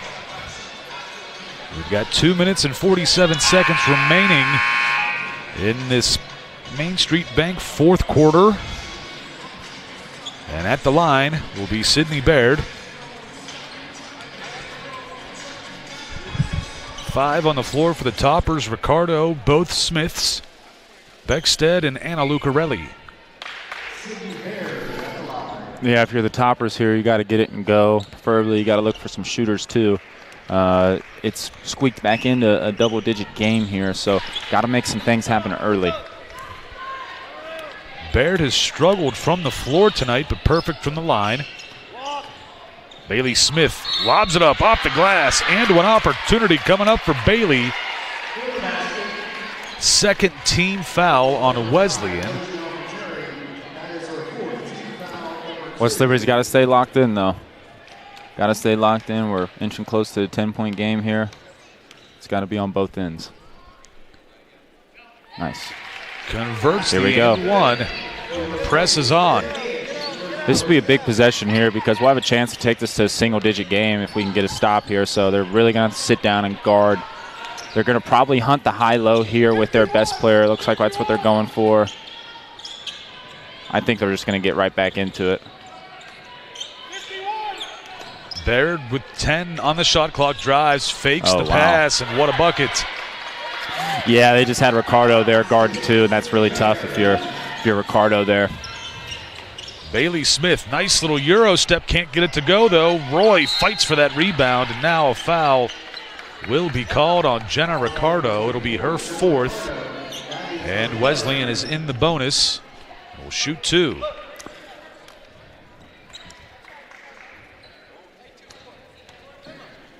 Yeah, I mean, Roy's with 14 and 10 today. I mean, she's been quite the presence down low.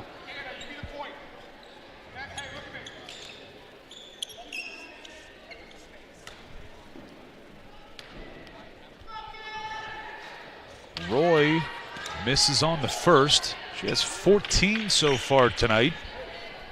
Witt with 25, Alfreteri with 9.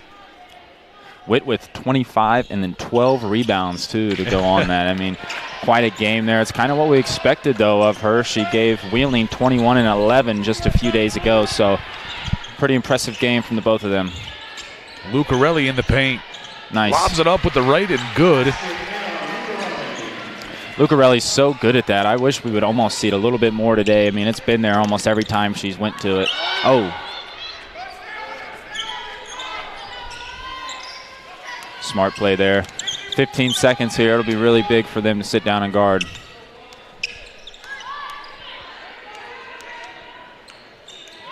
Alfreteri gets the screen set by Roy.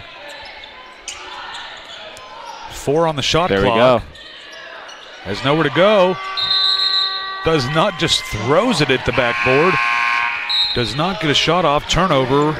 Toppers make some substitutions. Hope Bowman in for Ricardo. Carly Anchor in for Anna Lucarelli. Let's see if they can get these legs fresh in a hurry. Carly Anchor's a great shooter. Beckstead, baseline pass. Bailey Smith into the paint. Yep. Called for the travel. Just drag that pivot foot just a little bit, trying to come to that jump stop. Ref's going to call that every time. It's almost about time to foul if you're West Liberty, or at least think about it.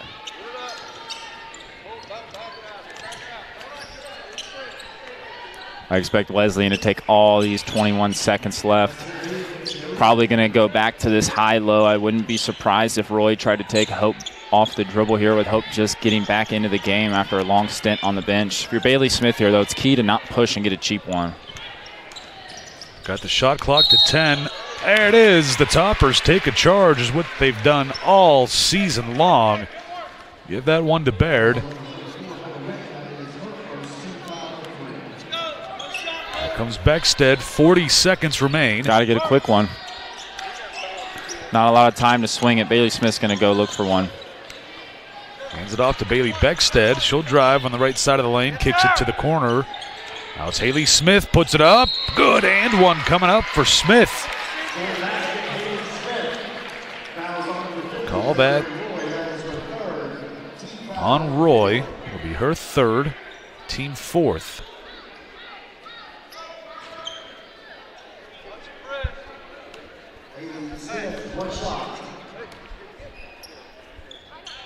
Haley converts the and one. 61-53 is the score. Timeout for West Virginia Wesleyan. It'll be a 30-second timeout, so we'll keep it here.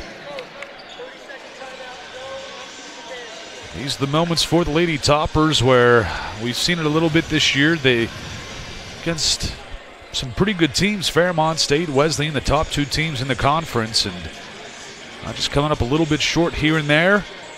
Now it looks like the Toppers could have a late opportunity here. They got to get a lot done in a short period of time. It's not over, but the Toppers always seem to come back, and they find a way. Yeah, they find a way, but they really dig themselves in a hole sometimes. They did today, and like I said earlier, it's once you get yourself out of there, it's really that 5 to 6 point range. When you're down even 10 to 12, and I think they were down as much as 19, it's easy to make it from 19 to 8 because the team can take the foot off the gas pedal, but it's those final 5 that have seemed to be, it's just the hump. Just can't quite get over that hump right now. Haley Smith, can she get to that loose ball? No, it stays with Wesleyan, and shot clock is off. 20 seconds left. We're either going to foul here or just give him, I think we're just going to let him dribble the ball out. Looks like that's what it'll be. There's 7 seconds remaining. 8 point. Yeah, looks like they're going to drop this one. The Toppers will resilient effort, though. Yeah, clock run out. What a third quarter. The Lady Toppers came back after being down 19, cut it to single digits in that third quarter. Just couldn't come up with the victory in the end. The Toppers now fall to 8-14, 6-9 in conference play. Wesleyan now 15-5, 10-4 in conference play. Still second in the Mountain East Conference. And I think they've got some bright spots ahead for them coming up in the conference tournament. We'll see what happens with Wesleyan the rest of this season, and the Lady Toppers. The next time we'll get to see them play another home game. We'll be back here this coming Wednesday against Frostburg State at 5:30 p.m. on Wednesday. It'll be Chaz and myself on the broadcast again. But final thoughts on the Lady Toppers' performance today? I think they played really hard in that second half, especially to fight back, but against the top team in the conference, a team who's won a lot of games, 4 of their last 5. You just can't dig yourselves in a hole that early. It's nearly impossible to get out of that. So resilient effort from the Hilltoppers, but you just got to take things back to the drawing board, and you got to look forward to the next game at this point in the season. It's got to be next game mentality, and got to quickly get over this one and be ready to go next game. So the Lady Toppers fall 61-53 to West Virginia Wesleyan. Again, coming up next Wednesday, Frostburg State here at the ASRC at 5:30 p.m. Tune in to Topper Station to watch, or get yourself up here to the ASRC to watch live. The Toppers would love nothing more than to have as many people as possible at their games. Well, coming up in about 20 minutes or less, it'll be the men's version of this matchup. West Liberty taking on West Virginia Wesleyan in men's basketball coming up on Topper Station.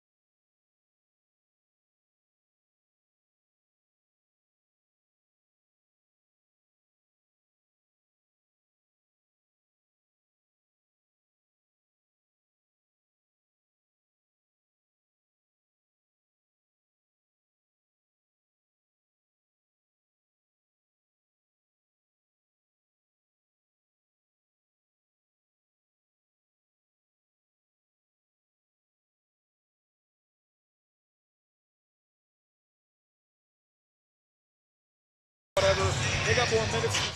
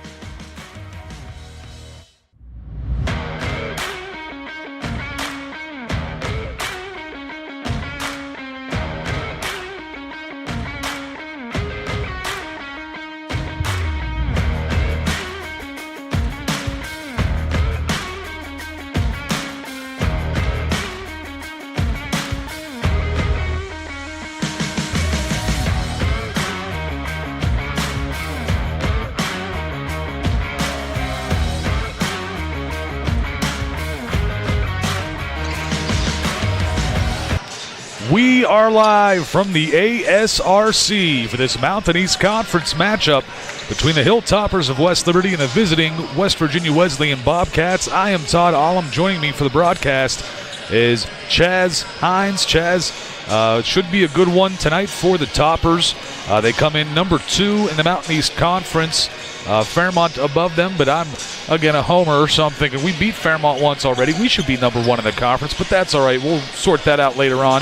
West Virginia Wesleyan has struggled this year on the men's side. I've had a rough season, but earlier this year when the Toppers did pick up a victory in Buchanan against West Virginia Wesleyan, 81-66. When you look at the records at this point in the year, you'd expect that score to maybe be a little bit more, but again, just a little over, what was it, 15 points? I thought it might have been a little bit worse. The Toppers did not get to 100 in that game.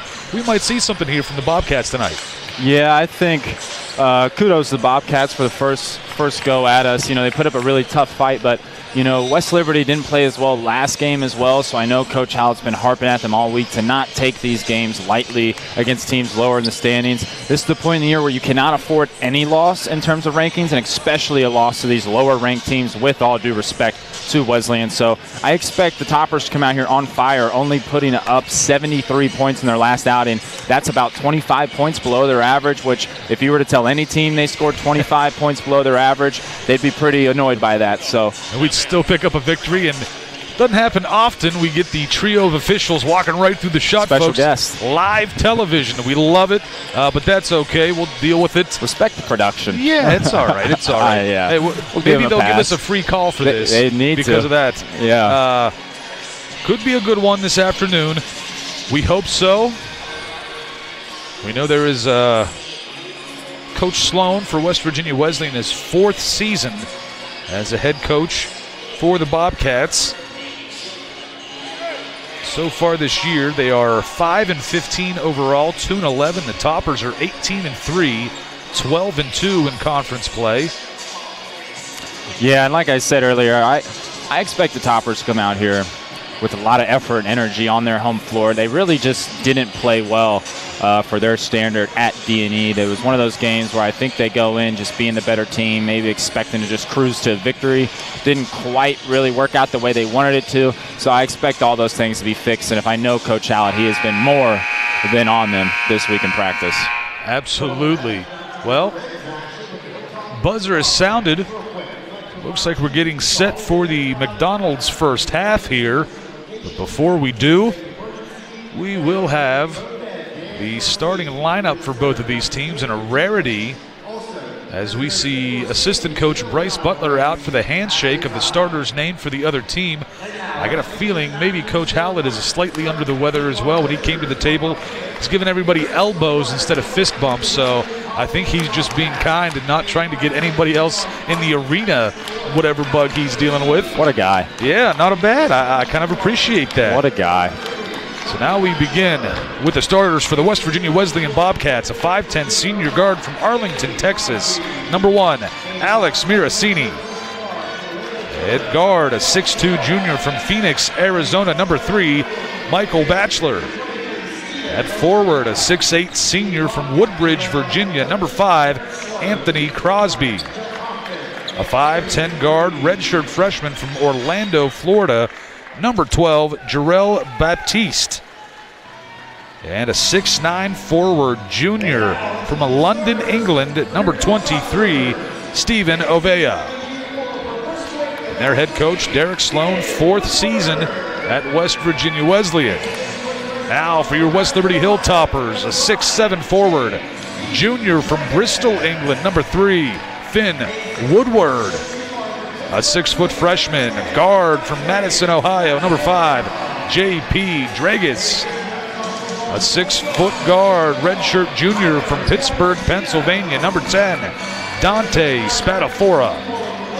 At guard, a 6'1 sophomore from Albany, Ohio, number 12, Kyler DiAgostino. And last but not least, a 6'5 forward, graduate from Lake Nona by way of Concord, number 13, J.J. Harper. And head coach Ben Hallett in his 8th season, 205 wins in his career so far. His assistant coaches, Coach Dr. Aaron Huffman, former standout player Bryce Butler, volunteer student assistant Cullen Gallagher. So set for the tip, it will be Crosby against Harper. And the number 11 team in the country, West Liberty, is a new starter in their lineup with J.P. Dragas, but we talked about this before the game.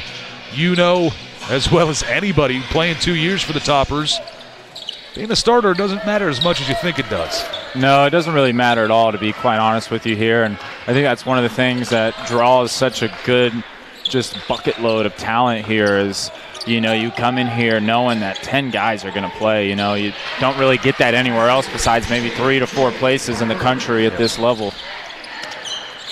And Harper had a huge mismatch against Miracini. Gets the early bucket, a steal. Here come the Toppers, DiAgostino. Yeah, as expected, I really do expect them to come out here on fire. They got a little bit to prove after that sluggish game against D&E on the road. That's never an easy travel to do in the same day on a Wednesday. Get back probably, I want to say, if I had to guess, probably a 1:30 a.m. arrival home. So, you know, I know they're definitely going to come out here with some energy. Crosby working against Harper, trying to spin. Oh, yeah. I mean, if they want to run isolated ball screens, that's a pretty good move there, though. Miracini no good, but an offensive board no good on the putback. Ovea with the board, still misses, and Harper comes up with it for the Toppers. Need a cutter in the middle. There we go. Good pass. Dragas on fire, hits the 3.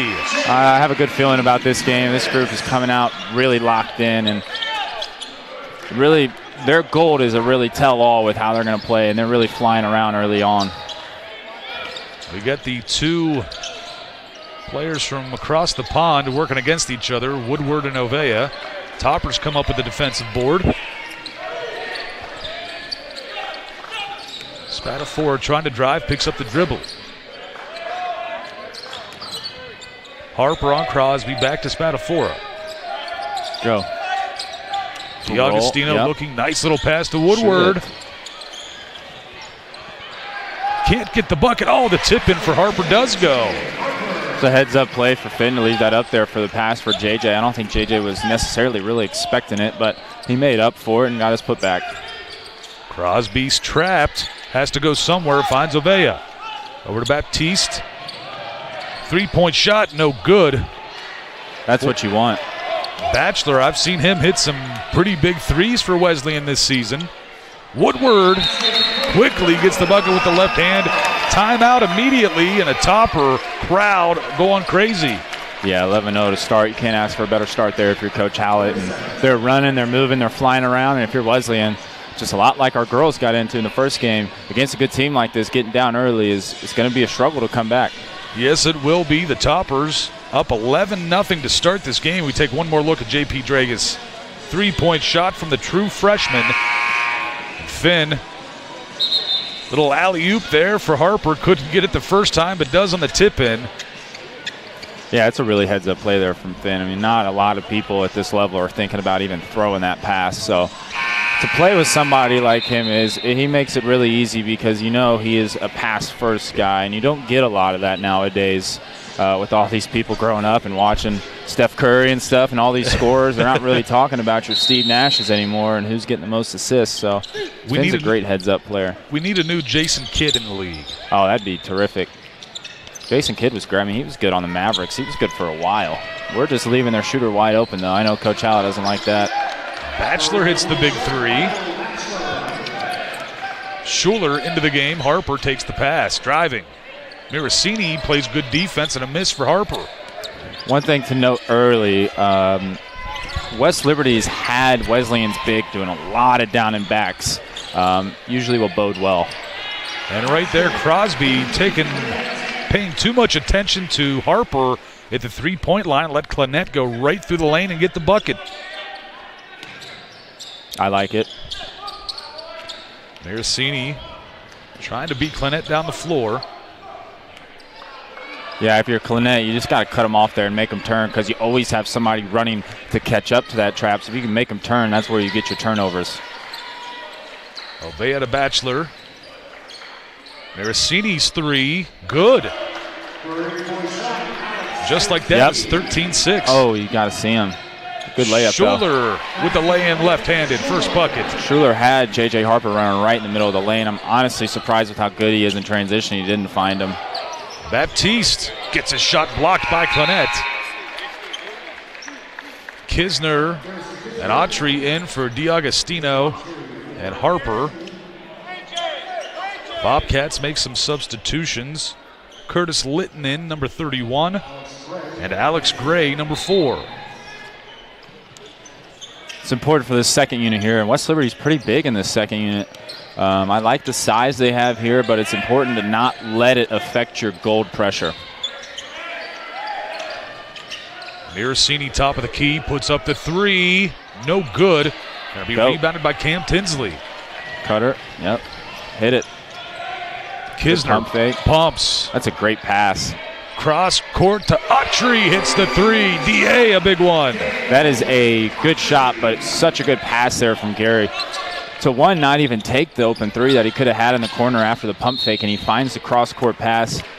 And being a former West Liberty player, that pass right there is stressed all the time to get that across level, across the court pass. It's just a high-level pass there from Gary. They give Clinette the foul for the reach in, his first, team first. Crosby gets it poked away, but it comes right back to him. Bounce pass, and some bodies on the floor. Schuler willing to risk everything to get a stop there. No kidding. First personal on Lance, second team foul. Miracini from the baseline. If you're West Lib here, you just can't give up easy threes. Batchelor driving on Autry, shot no good. Autry the board. Pick and roll, pop it, hit it. Clinette, hand in his face. Good anyway, Vadim Clinette. That's a super effective play there, especially with Lance on an empty side. It just puts so much pressure on that guy guarding that ball screen. Lance is so quick, he can get to the rim, and then if you do help that off, you got to deal with Deem sitting on the three-point line. Crosby underneath gets the bucket. Go. Be his first points.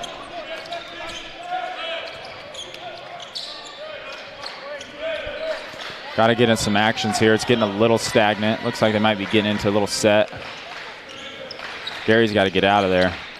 Schuler back to Kisner. Over to Autry, pump fake. Three is good again. DA with his second. Heat check. If I'm DA, I think I'm shooting another one. Can't keep you. Yeah, got to get your hands off him. Lobbed up. Going to be taken by Gray. No. Bachelor's three answers right back. Yeah, if you're Gary, if you're that back guy in the press, your only job is to really know where that guy behind you is. It's 3 or 4 times he's got lost. He's converted 3, so just got to do a little better there. Kisner answers right back with a nice pass from Schuler. West Liberty only put up 73 in their last game, and they're well on pace to blow that out of the water. A foul is going to be called against Kisner.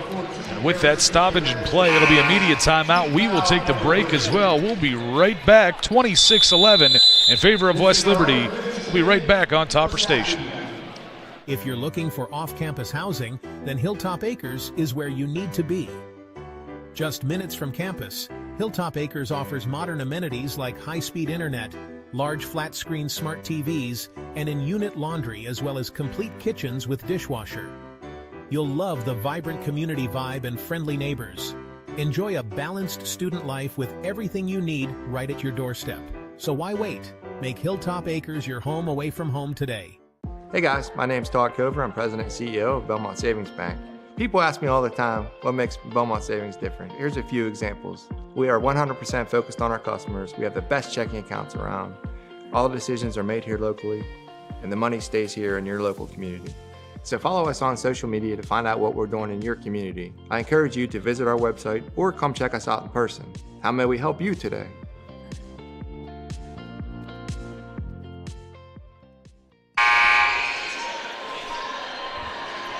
Welcome back to the ASRC, the McDonald's first half here on Topper Station. You see the cheerleaders for West Liberty University with a good crowd on hand here today at the ASRC. We're celebrating the National Girls and Women's Sports Day. Celebrated during the women's basketball game a little bit ago. They'll celebrate again tomorrow during the acro and tumbling competition. We'll also have associate head coach for women's basketball, Cassie Seth, coming to the table for a halftime interview.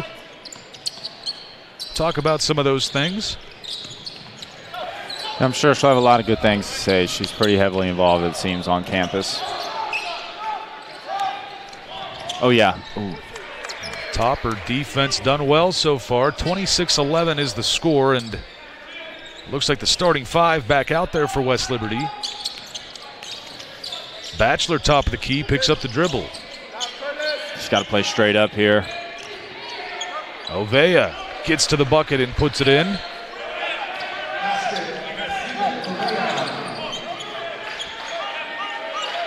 J.P. Dragus, the true freshman in the starting lineup, I believe for the first time this season.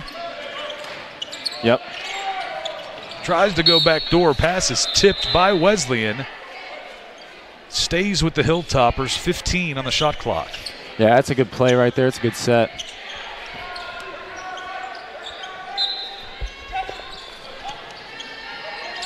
Spatafora finds Dragus in the corner. Harper driving. Dragus, corner 3. Bang. Good. JP stepping up in his first start. Yeah, he's really came a long way. I remember the first game we did together, we mentioned, how it is being a new player here just in general. And he's really seemed to just grow into becoming a good player these last few games. And his shot coming along really just helps the confidence overall, though. Ovea able to get the bucket for Wesleyan. Those are the moments where Toppers are happy to give up a 2 if they're able to make a 3 every time. Harper unable to get that jumper. Got him. Lob down for Batchelor. Harper in his face. No open three this time.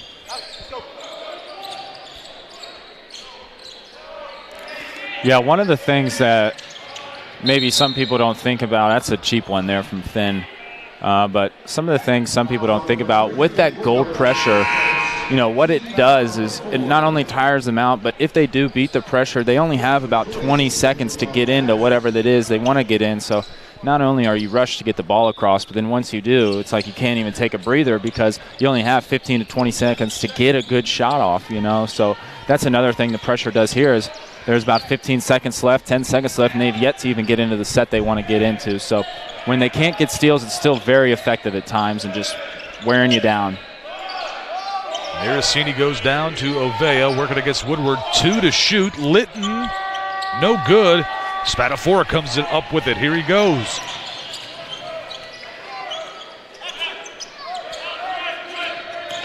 Dante back to J.J. Harper. Pump fakes, drives, finds Dragus in the corner. Back to Dante. Can't get it to fall. He's got to be careful with that catch and hop. I mean, he got caught on that last home game, I think. I think he got away with it again there, too. Maricini sets up in the half court for the Bobcats. You know, once again, we're looking at 10, 12 seconds, and they just got into their set. Just something to keep an eye on all game. Ovea trying to drive. Dragus is there along with Woodward. Baseline jumper no good. Finn the board. Quickly, D'Agostino gets the bucket.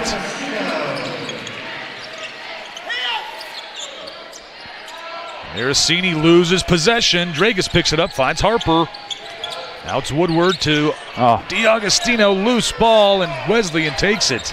Everybody being a little too unselfish there. Somebody at that point just got to put it up. JJ's got to pressure this guy. I don't think he can dribble very well. Ovea gets to the bucket and lays it in with the left. Ovea at 6'9", J.J. Harper at 6'5". Spatafora's pass is blocked by Maricini, hit in the face. Substitutions for both teams. Wholesale change for West Liberty. Anthony Crosby back in, along with Lamont Jones, number 2.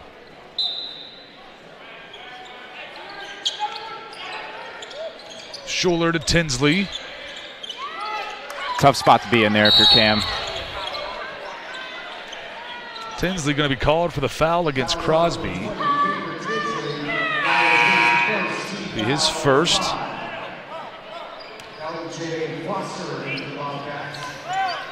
Fifth team foul.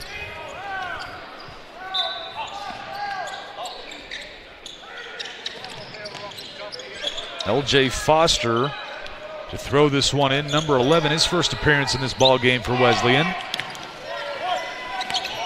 Ovea working against Schuler. He's really taken it upon himself to try to create so far.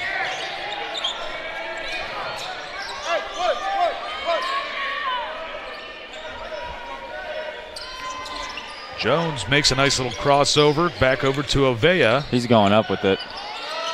No good. Clinette the board. He's exerting a lot of energy on the offensive end. I would target him every time on the defensive side. Tinsley, a beautiful finish. Oh, yeah. The other end, DA, a steal. Kisner comes up with it. We're good. No need to rush anything now. Cam Tinsley driving. Finds Kisner, mid-range, baseline, good. Well, I'd be interested to see another timeout for West Virginia Wesleyan as the Toppers have extended this lead 35-17. And with that stoppage, I believe it'll be immediate timeout. We will take it and come right back on Topper Station.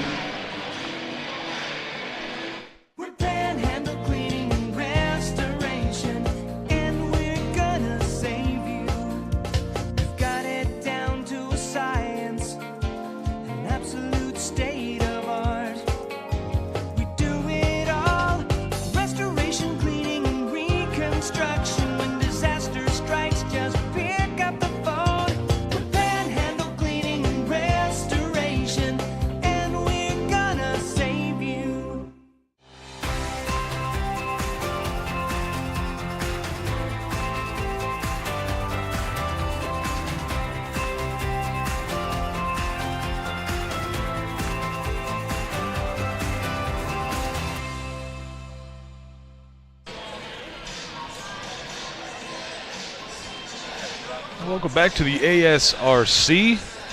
Got our Panhandle Cleaning and Restoration question of the game. In West Liberty men's basketball history, how many Hilltoppers were named National Player of the Year? I know one. And I will give a little hint to those out there. The number of players is different than the amount of times the award has been won by a player at West Liberty. So keep that in mind. Lobbed up. Crosby comes up with it for the Bobcats. He's got a very wide handle. I'd be surprised to see us not trap him. Once again, starting their offense at the 18 to 20 second mark. If you're Wesleyan, that's all you can really ask for if you're not going to get a 10-second count. Baptiste picks up the dribble, goes left side from Iracini. Thought about the three. Back to Baptiste straight away. No good. Fight for that rebound. Going to be a foul on Crosby against DA. And the Toppers take possession.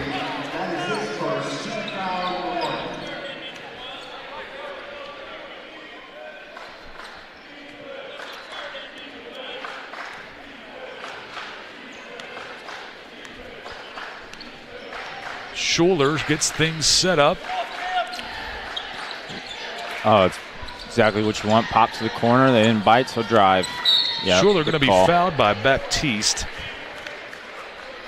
I think one of my favorite things is seeing players freak out after they visibly, as they're wide open in the middle of the floor, foul somebody and they try to act like they don't. I mean, that was a pretty obvious one there. When you're a player on the floor and see that happen in a game you're playing in, I mean, do you say anything to the guy? Clinette, no good. I think it really depends on the person you are, if you think he flopped or not. Sometimes if you think if you're the one who fouled him and you think maybe it's a flop, you might give him a word or two, but it really just depends on who you are. I know from my standpoint, I definitely didn't mind chirping every now and then. Nice lob there. Kisner gets the finish. But some people, chirping is kind of what gets them going, and other people, they don't want to waste their energy chirping. So it just really depends on who you are and what kind of gets you going. Sometimes it's a bucket that gets somebody going, and other times it's just giving somebody an earful that gets them going. Ovea takes it the whole way himself. Misses. DA gets the rebound. Here comes Lance Schuler. Oh, yeah. And he gets the tough finish. That's a really tough finish. It definitely should have been an and one, and he was about to get a steal there, too. Now a foul going to be called against Cam Tinsley. Toppers starting five back into the ball game.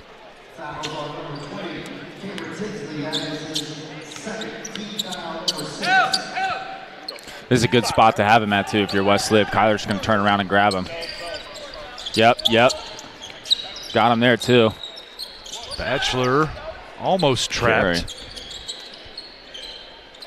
The pressure's been really good from Wesleyan early on. Really good, just keeping them uncomfortable every single time. If you're at home watching, Wesleyan's not starting their offense till 20 seconds, and that's going to wear on them. And they got to throw up something about 10 seconds in, just like that. They're just throwing up something. So Wesleyan just got to keep on going. Oh, Finn throws it right to him.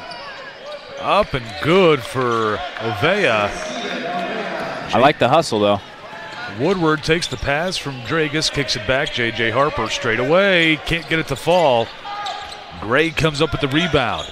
Yeah, he's almost too open there. That can mess with you sometimes when you're a shooter. You're like, isn't somebody supposed to be closing out to me? Miracini high off the glass and good.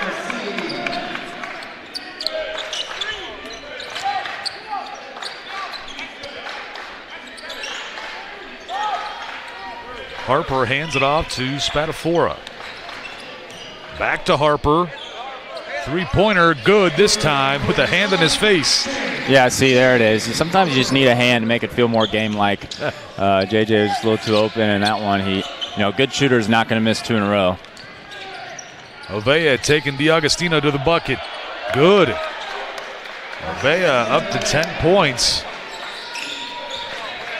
He's got 10 of the Wesleyan 23. Dragus hits the three. Yeah, they're not really getting a hand on him. I'm kind of confused because I don't think he's missed the three that he's taken, and they're just going to let him keep shooting, I guess. Oh, you got to get that.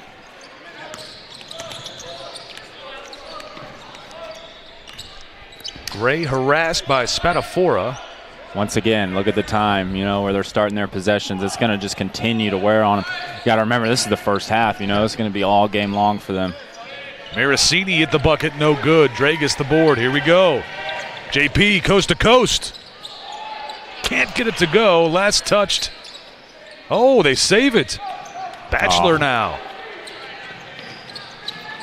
Harper's there, no good.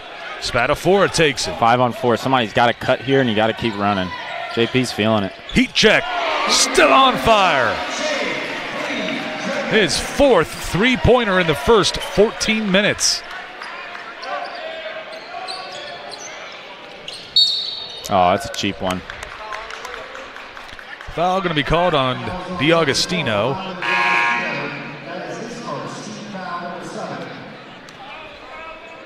Baptiste re-enters the game for Alex Gray.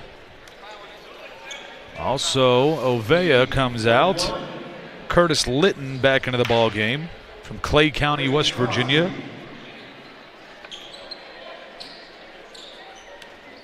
Wouldn't be surprised to see a lineup change here soon. This lineup's been out there for a pretty long time. They're playing great though, so it's kind of hard to take out what's working, but guys seem to be slowing down just a little bit. I would expect them to make a change here in probably the next minute and a half and see if they can't get this up to a 30, 40-point game. This is the West Lib we're usually accustomed to seeing, that I was a part of. Haven't seen that much this year, so it's a welcome sight, especially later in the year as we are. Absolutely so. It seems like some of these younger guys or newer players to the program have really been coming on as of late, and it's time to do it. Spatafora can't get this one to go. Woodward picks up the offensive board. Hit JP.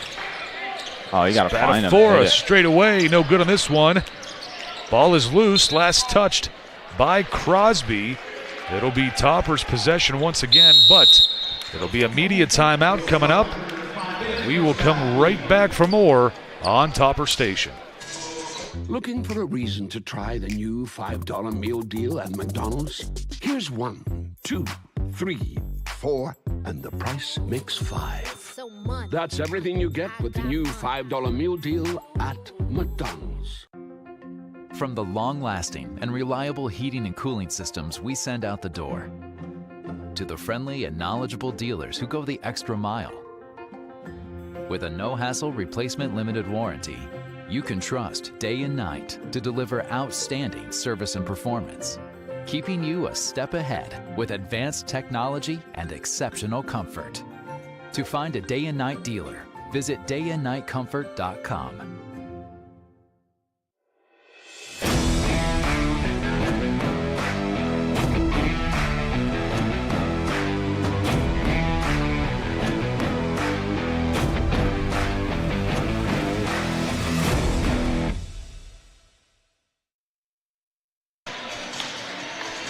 Welcome back to the ASRC. Here we go, the Topper Nation fan cam. Hey.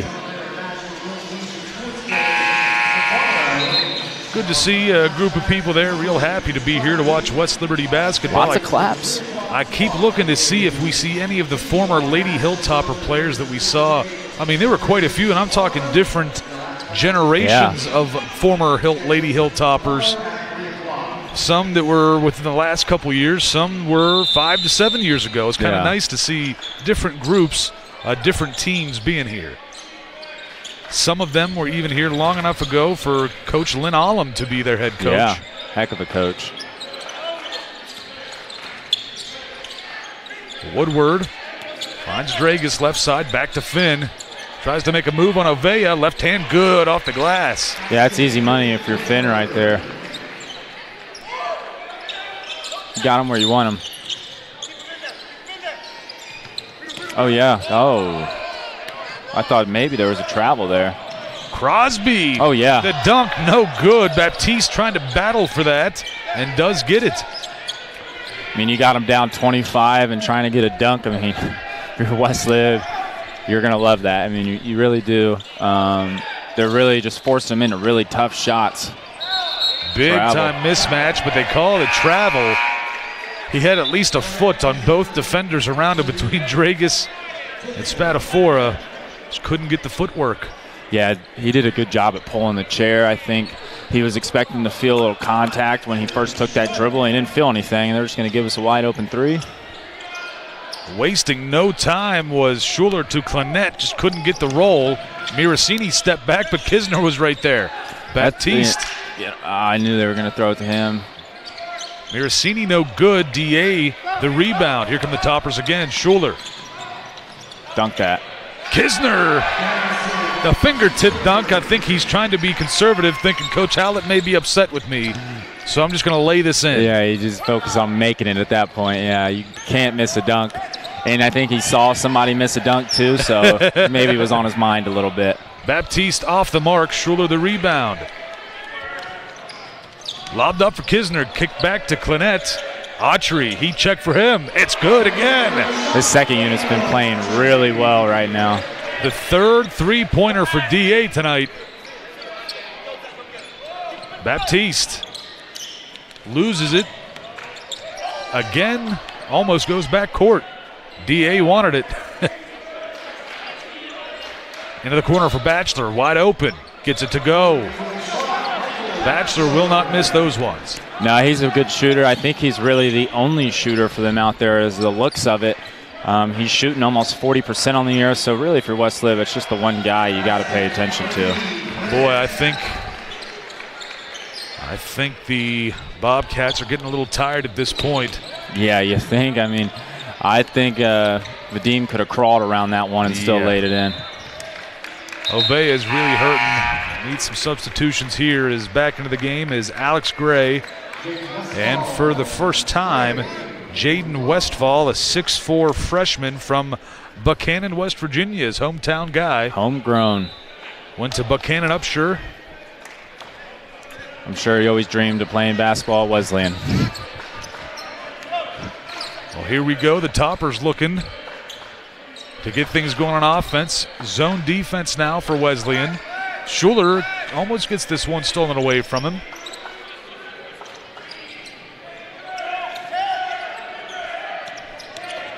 Autry, bodied, goes down low to Clinette. Got to score. Fade away, can't get it to go. And Westfall gets the rebound, quickly up. Here comes Gray. Got to watch Shooter in the corner. Gray lays it in with the right hand. Didn't really look like he wanted to lay that in the whole time, did he? Looked very unsure of himself. Looks like Wesleyan's in a little bit of a 2-3 zone here. They're having trouble guarding West Lib, but I like this group right here. I mean, with Gary down underneath and you got all these shooters around, I don't see him staying in it much longer. Kisner, another bucket. He's up to 10 points in the first half. People try to overcomplicate zone offenses. It's really as simple as getting it in the middle, and then at that point they got to either match up or they got to let you go right by him to the lane. So I don't see Wesleyan, as I just said, staying in this much longer. Maybe they're just trying to catch a breather, though. That could be another reason why they got in it. Crosby going to try to back down Kisner, just runs him over, no good. Gets his offensive board, no good either on the putback. On the ground, now DA comes up with it quickly up to Tinsley. Schuler gets the finish. Lance up to 6 points in the first half. Yeah, this is exactly what you want to see if you're coming here to the ASRC today. I mean, West Liberty putting up 60 points in the first half. Can't really ask for much more here. One more player, not going to mention names, one more player needs to get some points, and every single Topper that has gotten minutes today will have points. We won't call him out. I actually might, but Dante, you need a score so we can say this, Dante. Hopefully you heard me or hears me later. Alex Gray steps on the line out of bounds. Shot clock is off. 20 seconds left. We'll see if Coach Howlett has his Toppers hang on for the final shot. I'll definitely say it, especially with it being 10. Whenever I can give him some slack, I will. Schuler driving, kicks Great it back pass. out. Tinsley, moonshot, banks it in. It's Saturday, folks, but it's still open. Topper Nation loving it here at the ASRC. I mean, that perfectly describes this half for the West Liberty Hilltoppers. We even got assistant coach Bryce Butler shaking his head as he comes to the table for the halftime score sheet. How did that shot go in? But we'll take it. Toppers lead by 34, 64-30. We will take a very short break because you're going to get some replays here. But it will take a short break. And when we return for halftime, we will have Associate Head Coach of Women's Basketball, Cassie Seth, and some halftime stats for you. We're going to have a display put on. I believe this is the acro and tumbling team.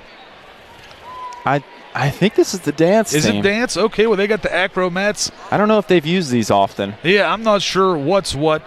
Sorry about that, folks, but as we pay attention to more of the highlights here for West Liberty, we just saw Gary Kisner's sort of dunk. I think Coach Howlett may have been upset with him if he did dunk it. So he played a cautious game. I don't blame him.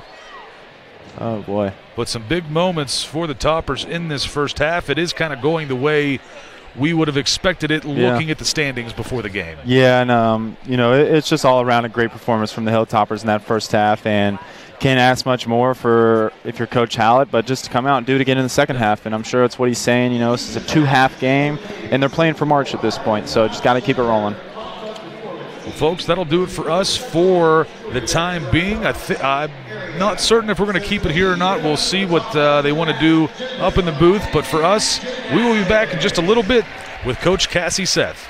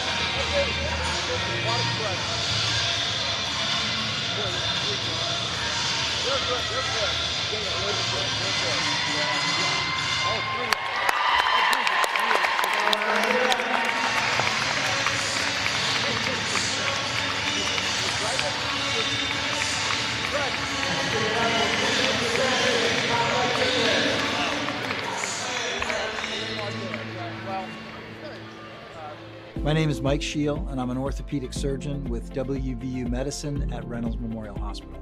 So we have a unique opportunity here at Reynolds to work with the ROSA surgical robot. The results have been amazing. We can really predict what your alignment is going to be, what your tracking is going to be, what your range of motion is going to look like before we ever cut you. The results for patients have been outstanding. For over 4 decades, the health plan is called West Virginia Home. It all started with a vision to serve our community with pride and integrity. We've grown alongside West Virginia, becoming part of its fabric. We've been here through thick and thin, supporting local families and businesses. Because at the health plan, we don't just work here, we live here. Proudly serving West Virginia since 1979. Your trusted partner in the community. The health plan. Here for you. Welcome back to the ASRC for the Panhandle Cleaning and Restoration halftime show. Joining me for this halftime interview, assistant coach or associate head coach of West Liberty women's basketball, Cassie Seth, here to talk to us about the National Girls and Women's in Sports Day celebration this weekend. It's not just today, it'll be tomorrow as well with acro and tumbling, but a lot of good things going on here today for girls and women that enjoy sports. Yes, absolutely. So the Women's Sports Foundation every single year puts on a National Girls and Women's in Sports Day, and it fell on February 5th this year, which was Wednesday. We were on the road. So we have a women in coaching group here at West Liberty, and we saw an opportunity, obviously, with a basketball doubleheader today and acro and tumbling meet tomorrow, to maybe help get out in our community, invite them to do some interactive activities with our female student athletes. So there's bracelet making, there's poster making. We know the bracelets are a hot hit with Taylor Swift. There was poster making, autographs with our kids. There was a poster that all female student athletes were represented in, and we've got some really good participation from our West Lib student athletes. All female sports are represented, except I think wrestling over the weekend, because they're out in Tiffin competing out there. But we've got really good buy-in from our student athletes, and just to show women and girls and females what the future can look like. I think sports is a big part of that. Absolutely. So luckily for me, the times that I've worked here at West Liberty, I've gotten to see acro and tumbling be added as a sport. Women's wrestling this year, Coach Bell has done an unbelievably good job recruiting and then getting his players development-wise ready to go. The women's wrestling team is standout. The inaugural season to be ranked 25th in the country before it starts, that's kind of crazy when you think about it. But as we move forward, a lot of good things in terms of sports for women's here at West Liberty University. Obviously, the basketball team will continue to do great things. It was nice today seeing a lot of former players. Yeah, we got a lot of alum in town. Yeah, we do. Talking to Chaz about it, we've got players from just a couple of years ago to 5 to 7 years ago. Yep. And it's nice to see them here to come back. They a ridiculous amount, and the big names came back too. For sure. It was good to see. I can remember back in the day when Marissa Brown was still on the team, it was a day game. I'm talking like maybe 1 or 2 o'clock in the afternoon on a weekday, but all of the students that she worked with at West Liberty Elementary, at West Liberty Elementary, came to watch the game. And I'll tell you what, folks, every time she touched the ball, which back then was quite a bit, just these little screams of pure joy, and they got to watch Marissa dominate for an entire game. And that's what it's all about, right? They were behind our bench with signs, just miss wrist every single time she touched the ball, and that's what our event this weekend is aimed to do too, to get all sports involved. Tomorrow the acro meet is, I believe, it's not a tip-off. Well, you got to help me with that. What is that? A flip-off? Yeah, I guess. At 3 o'clock. It's a 3 o'clock deal there, so that event will still go on tomorrow. So hopefully we got some really good participation today. There were a lot of little eyes in the stands today, so that's good to see. Always great. Coach, I want to thank you for being here with us during this halftime. We'll look forward to the rest of the season with women's basketball at West Liberty here. Again, thank you, and we will see you again soon. Folks, stick around. We'll be back for more on the Panhandle Cleaning and Restoration halftime show here on Topper Station. Hey guys, my name's Todd Cover. I'm President and CEO of Belmont Savings Bank. People ask me all the time, what makes Belmont Savings different? Here's a few examples. We are 100% focused on our customers. We have the best checking accounts around. All decisions are made here locally, and the money stays here in your local community. So follow us on social media to find out what we're doing in your community. I encourage you to visit our website or come check us out in person. How may we help you today?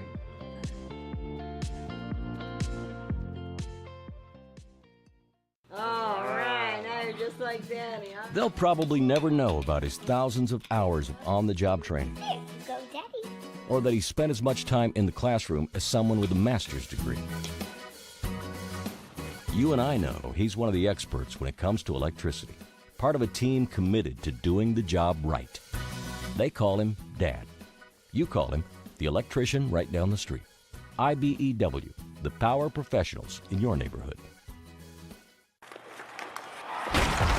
Wow, now that check had an impact. Oh, yeah. just like impact checking from Main Street Bank. That's right, Jim. After all, Main Street does offer 6% APY. On balances up to and including $15,000. Impact checking with 6% APY from Main Street Bank. All roads lead to Main Street Bank. Now that's a checking account that can impact your life. It's definitely checking with an impact, a positive impact. West Virginia's largest restoration company is now in the heart of the Mountain State. With a location in Charleston, joining our branches in Wheeling, Morgantown, and Pittsburgh, we'll be there to help when you need it most. Our expert team and state-of-the-art equipment is ready to serve the Kanawha Valley 24 hours a day. From water damage to fire restoration, when disaster strikes your home or business, tell your insurance provider you prefer the restoration company the Mountaineers call. Panhandle Cleaning and Restoration.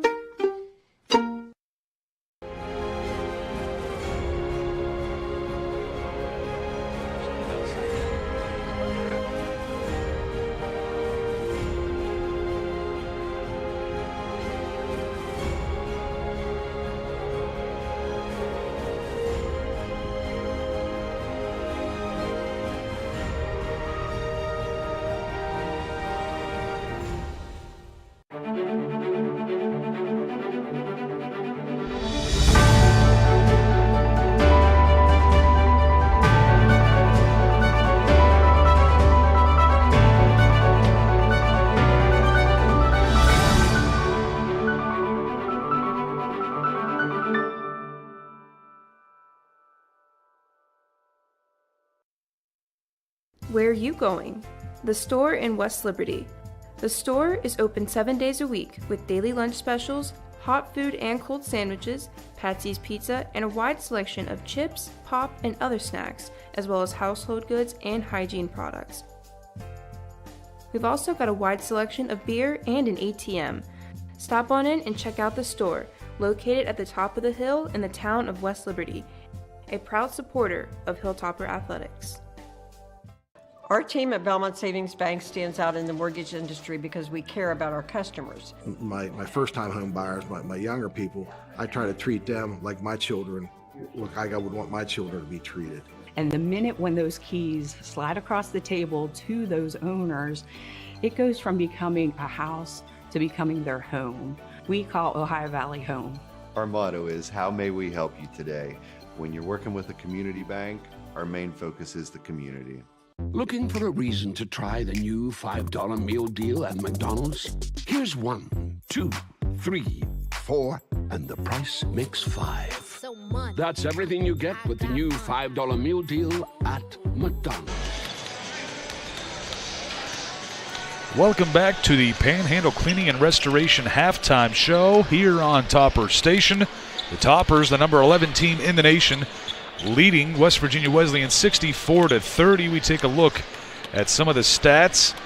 Wesleyan, tough shooting for them, going 36% from the floor. The Toppers just under 70% from the floor. Three-point range, 4 of 10 for Wesleyan, 10 of 16 for the Toppers. Out-rebounding Wesleyan by 5, 19-14. Turnovers, another big one as well. 7 turnovers for Wesleyan, just 1 for the Toppers. The one that I like seeing, the 20 assists on 27 made shots for the Toppers. Yeah, and Lance Schuller, he has 9 of them. 9 assists in the first half. We're not quite sure what that single game assist record might be, but you got to think if he stays on pace, he's got to have a good shot at beating it. You know, I think for the Hilltoppers, shooting 70% from the field nearly and 62% from the three, you really can't ask for much more, but just go do it again. Yep. You know, and so as mentioned earlier, they're playing for March here. They're trying to play their best basketball, so there's no time to take the foot off the brake. So I expect much of the same in the second half. We take a look at some of the points from various things in this game. Points from the bench. The Toppers, 37 points. Wesleyan, just 2. Granted, West Liberty plays quite a few players, but so is West Virginia Wesleyan in this one. We take a look at the Panhandle Cleaning and Restoration question of the game. How many Hilltoppers were named National Player of the Year? The answer is 2. But 3 times those two guys have won it. Once for Alex Falk in 2013 and Seeger Bonifant. Some would argue the greatest topper to have ever played men's basketball here at West Liberty. Won it back-to-back years, 15 and 16, and I remember watching his senior year for Seeger. He really was D2 Dirk Nowitzki. Nobody could stop him. It didn't matter where he was on the floor. Once he got the ball, he's either going to back you down in the low post, and he's going to get that bucket off the glass, or he's going to get nothing but net from three-point land. Yeah, and I was able to share the court with one guy who I think got robbed of it, if you ask me, in my non-biased opinion. And I made sure to let those other guys we played against in the Elite Eight who were up for it know that I was playing with the Player of the Year and not them. So 3 times, should have been 4, but just to be at a program that has even anybody winning that award just goes to show, is he going to help us out here? There it is. Everybody's Dante, now scored. He heard you. He did. He usually does. But, just to be at a program and be able to throw that stat up there, not a lot of teams even get to do that, so quite an accomplishment for those guys. Harper with the steal for the Toppers. I mean, they're picking up right where they started this ball game. Topper started on fire. They have not cooled off. JJ needs to take him here, isolated side. Good job for Harper getting everybody off their feet when he gets the attempt going. He's fouled. He'll shoot 2. Yes, that makes every single person to touch the floor for West Liberty has now scored a bucket. Only took Dante maybe 4 or 5 shots, but he eventually got there. And with the rest of the Hilltoppers, just got to keep it going. And they're playing really good basketball right now, as they should, though, with all due respect to Wesleyan. They should be able to get what they want here in this sort of game on their home floor. Listen, if Dante comes to say something to me, I'm letting him know it's all you. I had nothing to do with this. It's all you, former teammates. Oh, don't worry. After the game, I'll probably mention I was chirping about him.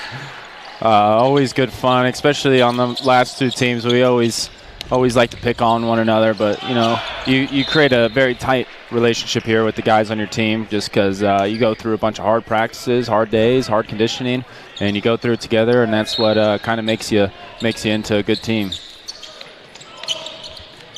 JP able to stuff that ball out of bounds. Before that, the defense has just continued. We are here in the Belmont Savings Bank second half. Toppers with a 39-point lead. Batchelor, he can hit those. No good. Spatafor the rebound.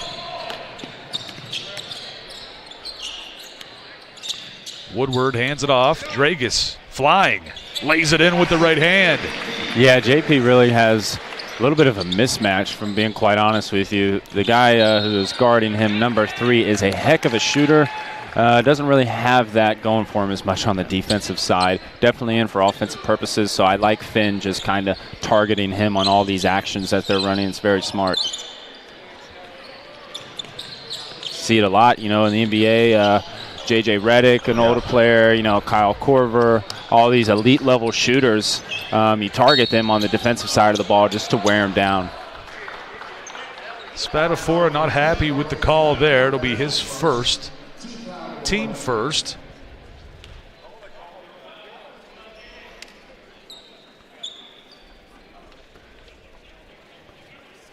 Can almost hear a pin drop right now in the ASRC. I think people are just kind of hoping the clock starts running automatically here and they can get on to their Saturday.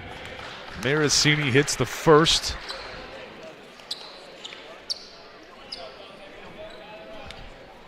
So far in this one, Marasini is his first trip to the line.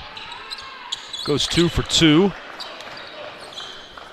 I like them to target number 3 again right away. Maybe a ball screen or something. Get them in actions. Woodward working against Crosby. I like it, Kyler. Yep. JP gets into the paint, lobs it up, good, and once again they attack Batchelor, and he's got his hands in the air saying, what am I supposed to do? Yeah, I mean, you just got to continue to target that guy. Like I just said, no disrespect to him, but he's not in there for defensive purposes. He's in there to shoot, so the thing you got to do is wear him down, set ball screens on him, off ball screens on him, make him run him off the line and, run with you the entire way, because that's the one way you tire a shooter out. They're doing a really good job at it. Marasini airballs the fadeaway, wrestling for the ball. The Toppers get it. They got a 5-on-3 right now. Tipped Harper. D'Agostino gets it to go. He's up to 7 points tonight. Miracini showing off his speed. No good. Woodward going to be called for the foul. Straight up and down, but still gets the whistle. That was a charity call there, I think, 'cause he fell to the ground. I think the refs maybe just trying to get control of the game a little bit there, maybe. Just a lot of bodies flying around for Wesleyan. Don't want them to get frustrated and do something they shouldn't be doing, especially after you remember the last time here at the ASRC, got a little chippy with West Virginia State. Yep. I'm sure that's on the referees' minds here. You can see less than 3 minutes have been played here in the second half so far, and ball don't lie though. I'm not, I'm not dogging them whatsoever, but Wesleyan pretty tired. Just less than 3 minutes into the second half, and you can see him hands on knees already. I can promise you, I would have told Coach to take me out about 10 minutes before halftime started if I had to be one of them. Yeah, and, to travel here on a Saturday, probably travel the day of, you got to get out, get rid of your bus legs, and then run around like this, like, a crazy man for 60 minutes. It's tough to do for Wesleyan, let alone even on their home floor, let alone here in the ASRC. Autry from the corner, still on fire from the first half. Yeah, he is on fire. You just need to keep finding him the ball. I don't think he's even hit the rim on any of these makes. He has hit 4 3-pointers so far in tonight's game. Miracini driving. Good on the reverse. He's got 10 points in tonight's game. I would hit Autry here if I'm Lance. Try to find a way to find the shooter. He's open there in the corner. Lance is going to find him. Schuler to Autry, mid-range, goes back to Schuler. Batchelor got a hand on that, fighting for it as DA, but passes it to Coach Howlett. He used to wear a topper uniform, not anymore though. Yeah, it was good play by Lance. I think DA there wanted the shot and just got a little too ahead of himself there. And he definitely wanted the heat check. I know, just speaking from a shooter, he had one thing on his mind there, so when he couldn't get it, didn't really know what to do. Tinsley, the steal. Schuler kicks it back out for Kisner. Lance goes to the lane, finds Clinette. Going to be fouled on the floor, no shot. Baptiste will be called for it. It'll be his second. Yeah, Wesleyan's looking very, very tuckered out here. Got to move here if you're Wesleyan. Getting really stagnant. Can't get complacent. Clinette gets it to go. Schuler, another assist. I think that makes number 10, if I'm not wrong, for Schuler. He is just, I've harped on him all year about how effective he is in the transition game, and he's been really good today. Crosby gets the dunk in transition there. Tremendous pass from inbound to get that. DA can't get that one to go. Tinsley fighting for the offensive board. They say possession will stay with West Liberty. 23 on the shot clock. Yeah, if you're Gary there, you got to do better because you definitely just made his highlight reel. You got to do better there trying to block that. That was just a gimme highlight clip right there. He'll make sure to blur the scoreboard out when he posts that later today, but he's definitely going to post it. Ball gets loose there. Crosby, that's Gray comes up with it. Miracini takes it.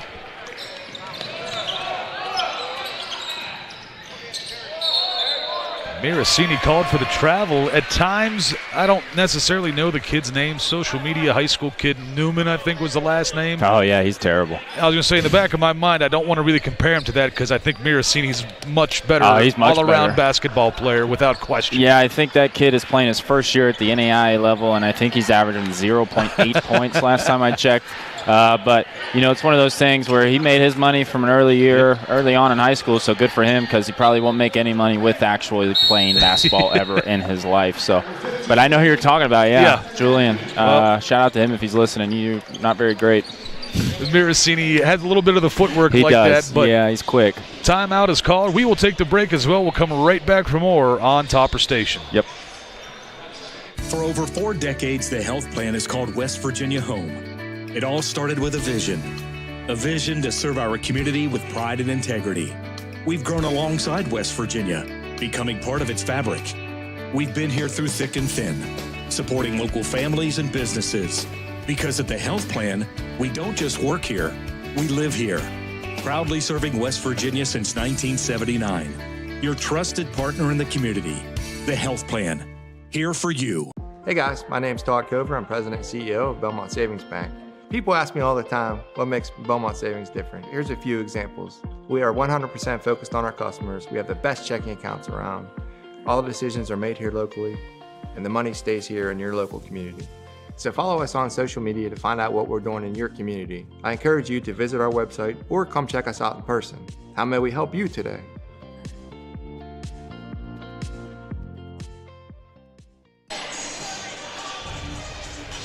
Welcome back to the ASRC in the Belmont Savings Bank second half. The Toppers, huge lead, 82-37. And it is, as you said earlier on, this has been a while since we've seen one like this here at the ASRC. And this group of Toppers, this year's Toppers, again, there's a lot of new faces. Are they starting to come together at the right time of the year? We've seen it many times. Yeah, you know, if you think about last year's team, there was only, if I'm correct, that might be one off, but go ahead and hit that for us, DA. Ooh. There's only 3 key players really playing, 4 actually, so always going to be an adjustment. Yep. Well, Schuler cross court to Kisner. Straight away, Tinsley. Can't get it to fall. Clinette pushes this one back, but goes right to Gray. Schuler trying to be sneaky, almost got a steal back there. Lamont Jones will handle this in the half court. Usually takes about half the year, so you know it's impressive now that they're starting to come around. You want to play your best basketball if you're Wesleyan in March. Pass off of Ovea's head, right to the Toppers. Schuler will keep possession of this one, and Tinsley gets the finish. That's a great play there from Lance. He wants an assist. I know him. Kisner can't get it to fall on the bench, jumping around for West Liberty. Wanted to get him the and one, but it'll be a 1-and-1. That'll be a 2-shot foul.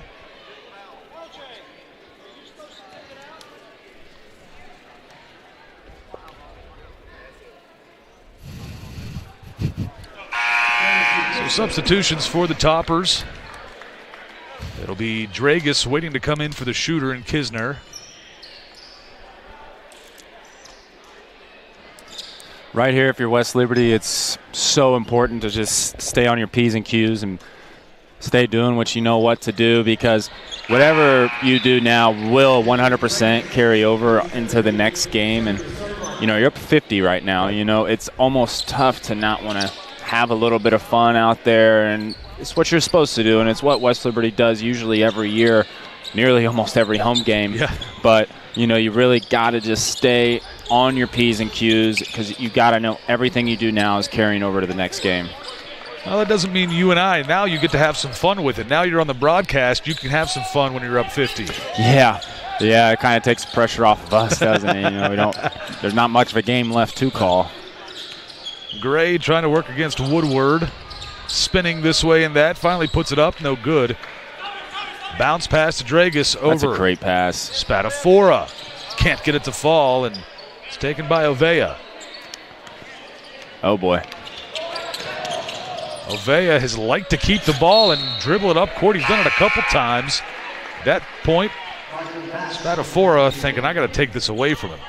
Yeah, he's like a baby giraffe out there dribbling the ball, just staring right at it on the ground, has no idea who's around him. If you're any Wesleyan player, with how much you press, how much you practice it, you know, you're licking your chops right there. Batchelor dishes this one off. Crosby against Harper. Batchelor loses control. Dragus is right there with him. No need to foul if you're JP. Just play straight up. Got 3 seconds left. LJ Foster off the glass. No good. Dragus. Spatafora. To Woodward. Back to Dante. Inside. Let the crowd be heard on that dunk. forgot they were here for a second. That was a good play, good pass from Finn, good pass. I mean, that's just easy money. And JJ could have dunked that one as well, but just like Kisner in the first half, let's not upset Coach Howlett. Just lay it in. This is one of those games, too, where you're Wesleyan, where you just want to bury them. Like most teams, they probably take the foot off the gas and go easy and just finish the game. Not if you're Wesleyan. You want to try and beat these guys by 100. Steal there for Harper, tipped around, and DiAgostino comes up with it to Dragus. Woodward with the finish. They're having fun out there. They're having a lot of fun out there. It's about time for the second unit to come in and do the same thing. See a lot of smiles on faces. A timeout will be called. And I believe it will be a 60-second timeout. We will take the break as we take one more look at this one. Inside to Harper. And a two-handed slam. Toppers up 91-37. We'll be right back on Topper Station. All right, now you're just like Danny, huh? They'll probably never know about his thousands of hours of on-the-job training, Here you go, Daddy. or that he spent as much time in the classroom as someone with a master's degree. You and I know he's one of the experts when it comes to electricity, part of a team committed to doing the job right. They call him Dad. You call him the electrician right down the street. IBEW, the power professionals in your neighborhood. Wow, now that check had an impact. Oh, yeah. Just like impact checking from Main Street Bank. That's right, Jim. After all, Main Street does offer 6% APY. On balances up to and including $15,000. Impact checking with 6% APY from Main Street Bank. All roads lead to Main Street Bank. Now that's a checking account that can impact your life. It's definitely checking with an impact, a positive impact.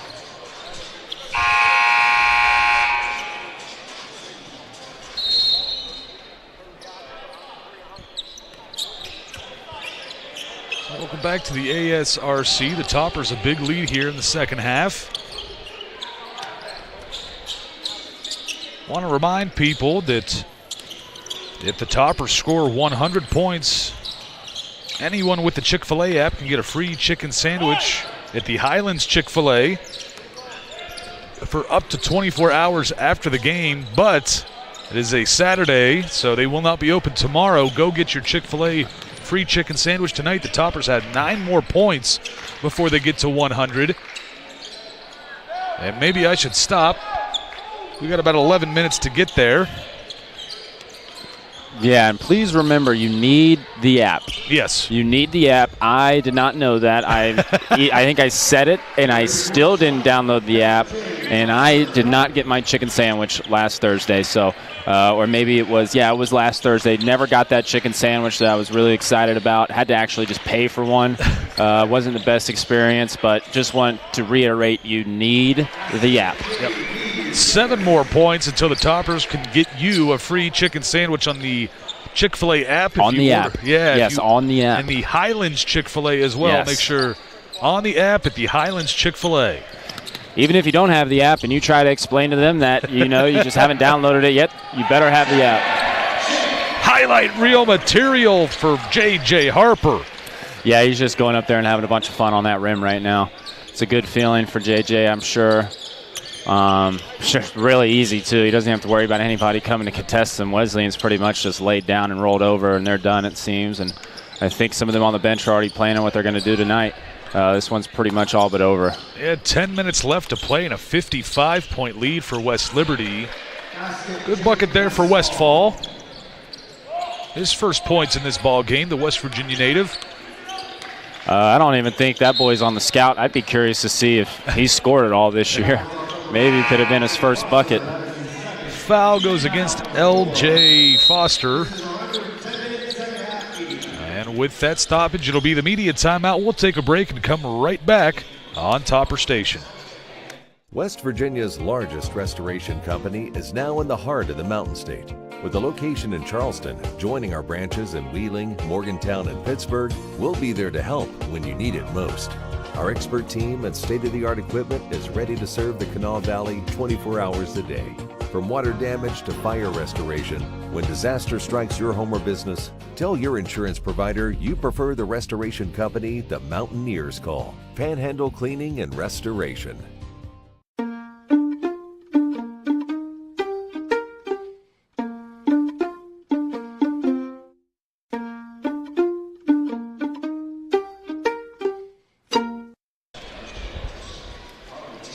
Welcome back to the ASRC and Topper Station. The West Liberty University Foundation Topper Day of Giving is March 26th. Coming up here in a little over a month. And again, as we told you during the women's basketball broadcast, that this really helps quite a few broadcasts, or quite a few programs across this campus. Broadcast being the one that was near and dear to my heart. Graduated from West Liberty with a communications broadcast degree, and I would just go from that standpoint alone, the amount of equipment and things that we need and things that will truly help you in the field after the schooling is over.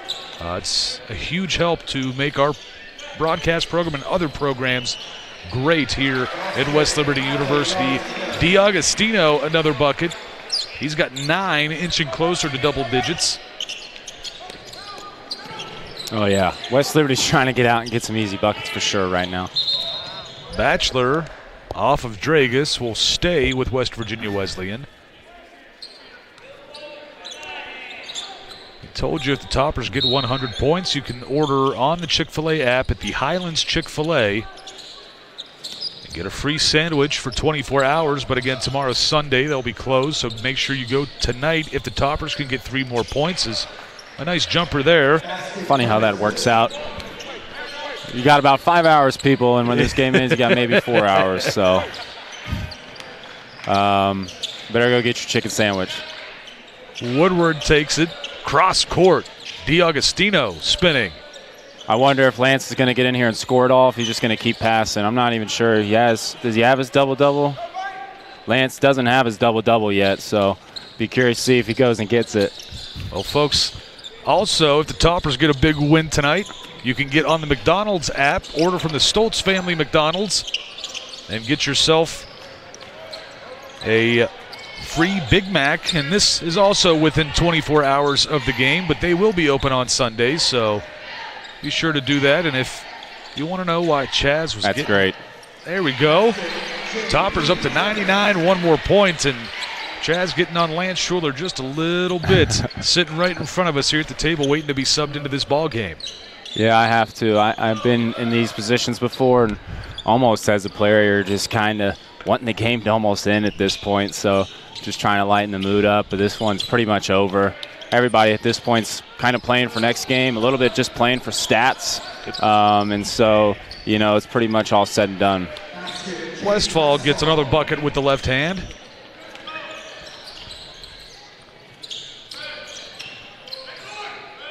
Woodward into the paint, cross court. DiAgostino can't get it to fall. Mirasini gets the board. Energy's starting to die down here a little bit too overall. Mirasini in the middle of the paint kicks it back to Batchelor. It's a good extra pass. And a 3-point shot is good for Foster.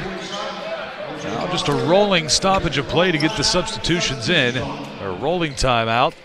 Yep, just going to get the subs in. Batchelor, being as good of a shooter as he is a really good unselfish play, just making the extra pass there to his teammate, turning a good shot into a great shot. Looks like Wesleyan's going to put a little pressure on. I don't know if they can do that to Lance Schuler. Autry with the dunk.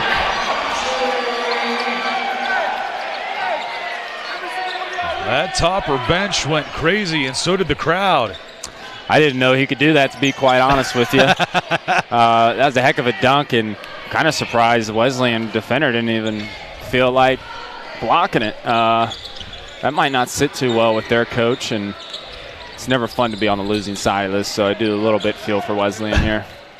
Avea can't get the jumper. Clennett the rebound, and the Toppers. What an exclamation point. Hitting the century mark with Autry's dunk.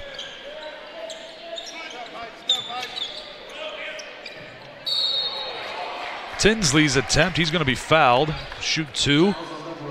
going to tell folks not only is it West Liberty basketball day today, we got tomorrow acro and tumbling that will continue the National Girls and Women's in Sports Day of Celebration. We're going to do a whole weekend here at West Liberty.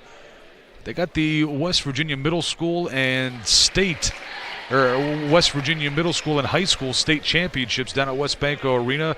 Myself and Isaac Basinger, a former Hilltopper broadcast student, used to call these games. Does color commentary for the Wheeling Nailers, doing play-by-play. I go down and help out. It's nice to do a sport like that we don't have here at West Liberty, but to support some kids that play hockey that, who knows, they might be coming to West Lib here in the next couple of years themselves. Not to play hockey, just a student. It'd be cool to have a hockey team here. I'm not sure if that's going to ever be in the works. Not even sure where you put a hockey rink up there. I don't even know if that's what you call it. I'm not really hip to hockey as much as I wish I probably was, but I'm going to probably just stop talking about hockey before I sound like an idiot. But, I don't believe you have a hockey team out in Indianapolis, though, right? We just got one maybe 5-10 years ago. Couldn't tell you what their names are, though. Oh, like a minor league? Yes, minor league. Okay. Kisner, the Toppers. This might be the most dunks I've seen from a Toppers team in one game in probably 15 years. Yeah, everybody's getting a chance to go dunk. I mean, I'm kind of jealous. I want to go get a dunk myself, I think, at this point. I don't know if I still can, but I want to at least get a try. It looks like Wesleyan's going to let everybody get a dunk. Ovea working on Kisner, back out to Foster. Batchelor, good pump fake, hits the three. Yeah, he's a good shooter. Yes. He's got a really good form, and he never forces the shot, too, which is what I like to see, just shooter to shooter. He never really forces one. But when you're a smaller guy, no disrespect to him, you can't really force any. You know, you can't really shoot over him and force. But he does a really good job picking his spots. Well, I think Lance heard you about the double-double. He's up to 8 points now. I had to tell him, or else I think just basketball to basketball player, if he looked at the box score and saw he didn't go get that double-double, maybe would eat at him a little bit. So friend to friend there, old teammate to old teammate, I had to let him know. Schuler fighting for that one, but Baptiste picks it up. Batchelor from deep, he can hit it. There it is. And as you said, when this game began, or before it started, we got Clinette Toppers are looking to get Lance Schuler as many assists as possible. But for Wesleyan to have an opportunity to get a victory in this game, it would have to be Batchelor getting some big points from outside, and just didn't happen. He's got 15. But it just didn't happen for him tonight. Yeah, he got some early on. Kudos to that. He got some early on in the pressure. He was getting lost back there, and I think he hit 3 straight. And then Coach Hallett made some adjustments then at that point and kind of stopped that from happening. I wouldn't be surprised if Coach Hallett makes some subs here. It looks like this second unit is getting a little tired a little bit. They're going to get a media timeout to save him, it looks like. This will be the final media timeout of the ball game. We'll take the break. Toppers up 107-59. This one's probably over. We'll be right back. Probably. On Topper Station.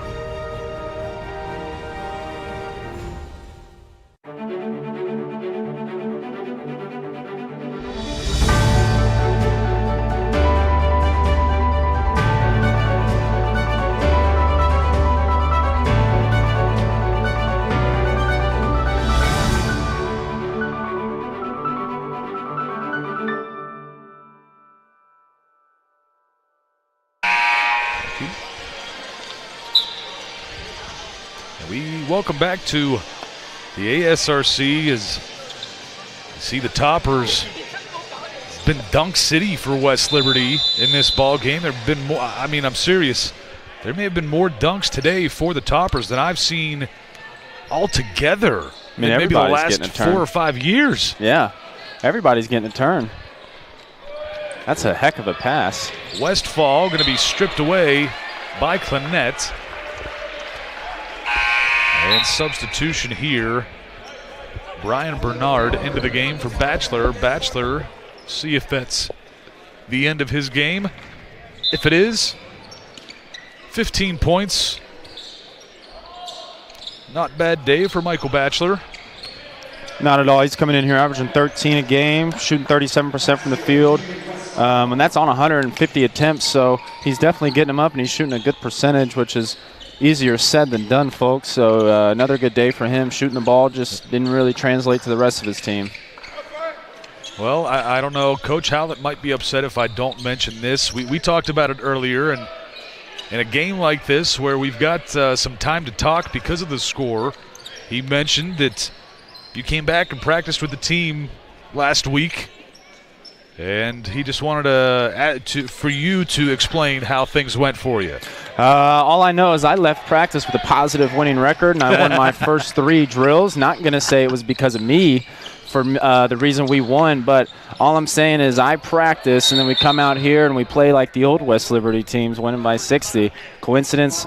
I think not, but it was really fun, and I was doing okay for not playing in a long while. And then he decided it would be fun to throw some full court drills in there. And can't say I was able to keep the same ability.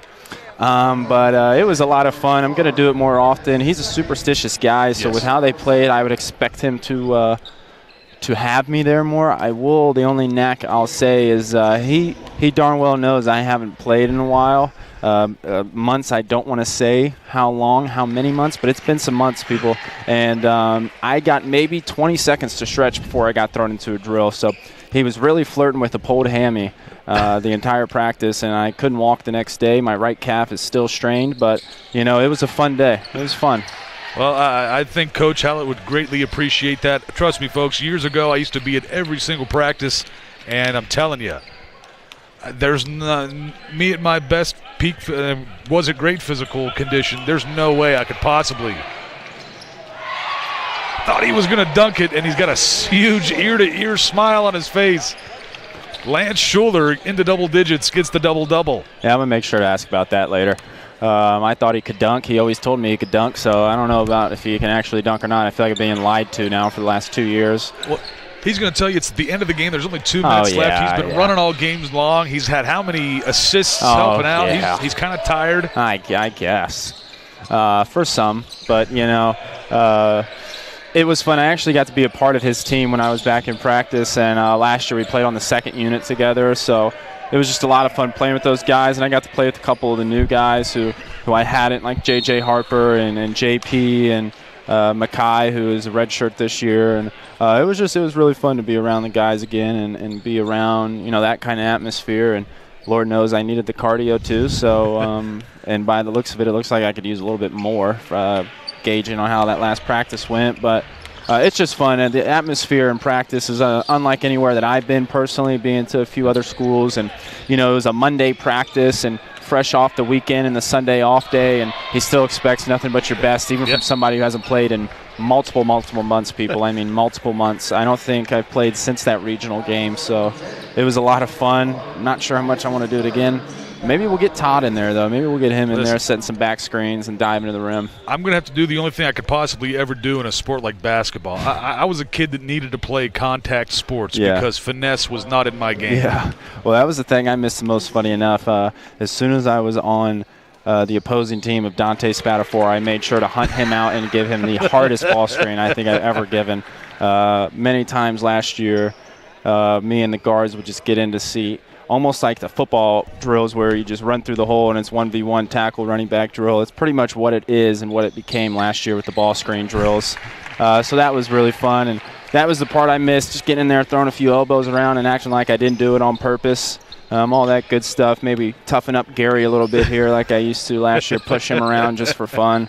But, yeah, in all seriousness, practice is there. I mean, there's a reason why games like this look so easy to West Lib, because the practices are so hard. You know, there's no day off, really. The days off is other teams. You tell them that's their day off. They would, look at you and say, are you serious? This is a quote-unquote day off. So there's a reason why they are as good as they are and always will probably be with Coach Howlett at the helm, because there's really no such thing as an off day. No, absolutely not. Now, I'll attest to that. Again, I didn't have to go through it myself. I just watched and felt bad for the kids. Yeah. But the amount of running, and again, it's not they're running sprints.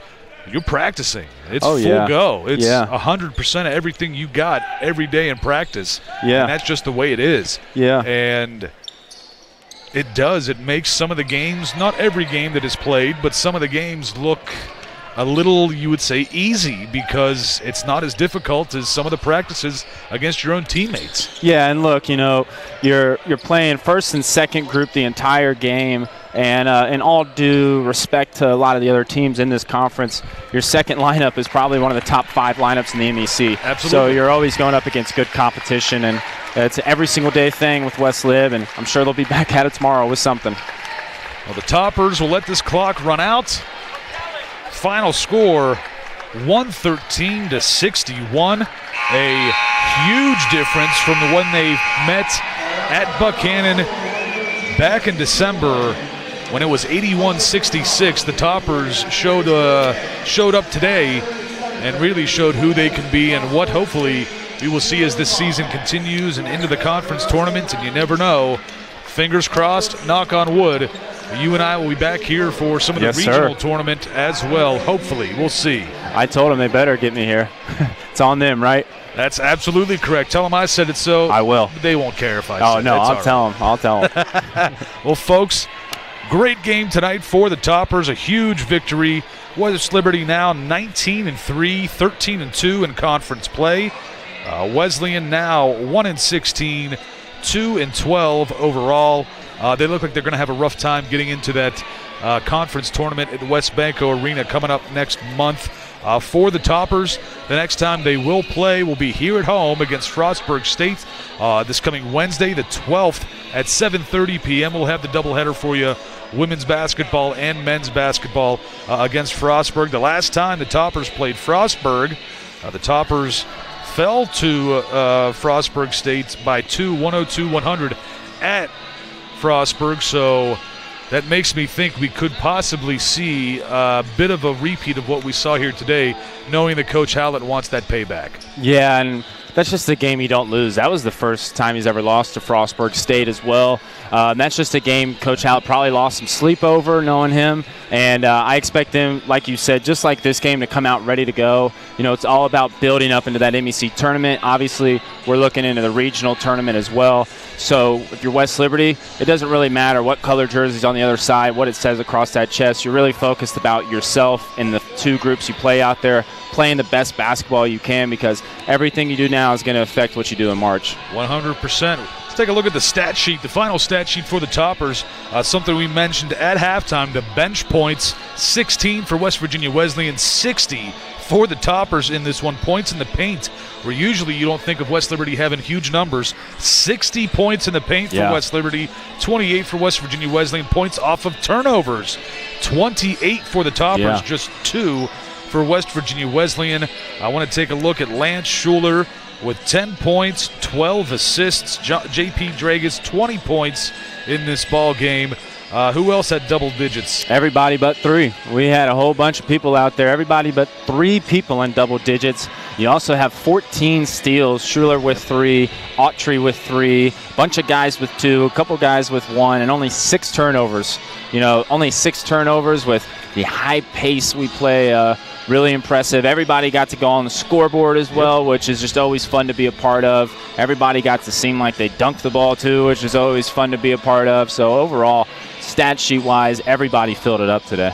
One of my favorite stats, 33 assists on 45 made shots. Toppers were 9 of 10 from the free throw line, 14 of 30 from behind the arc, almost 50% from deep range. An overall great night to be a Topper. Again, the win 113-61. West Liberty picks up the victory against West Virginia Wesleyan. I want to thank everybody that helped us out today. I want to thank Athletic Director for West Liberty University, Brad Forshee, for coming on and giving a nice interview here at halftime of the women's game. And then also Cassie Seth, the assistant coach or associate head coach of women's basketball, coming to do a halftime interview for the men's game. And I want to thank Teresa Gretchen, executive producer, our director Trent Nicholson. We want to thank our student production crew, Mason Moffitt, Taylor Marty, Matthew Wright, Kieran Moyer, Clisty Snyder, Corey Miller, and William Sena, thank you very much. For Chaz Hines, I am Todd Allum. Thank you for watching. We will see you coming up Wednesday on Topper Station.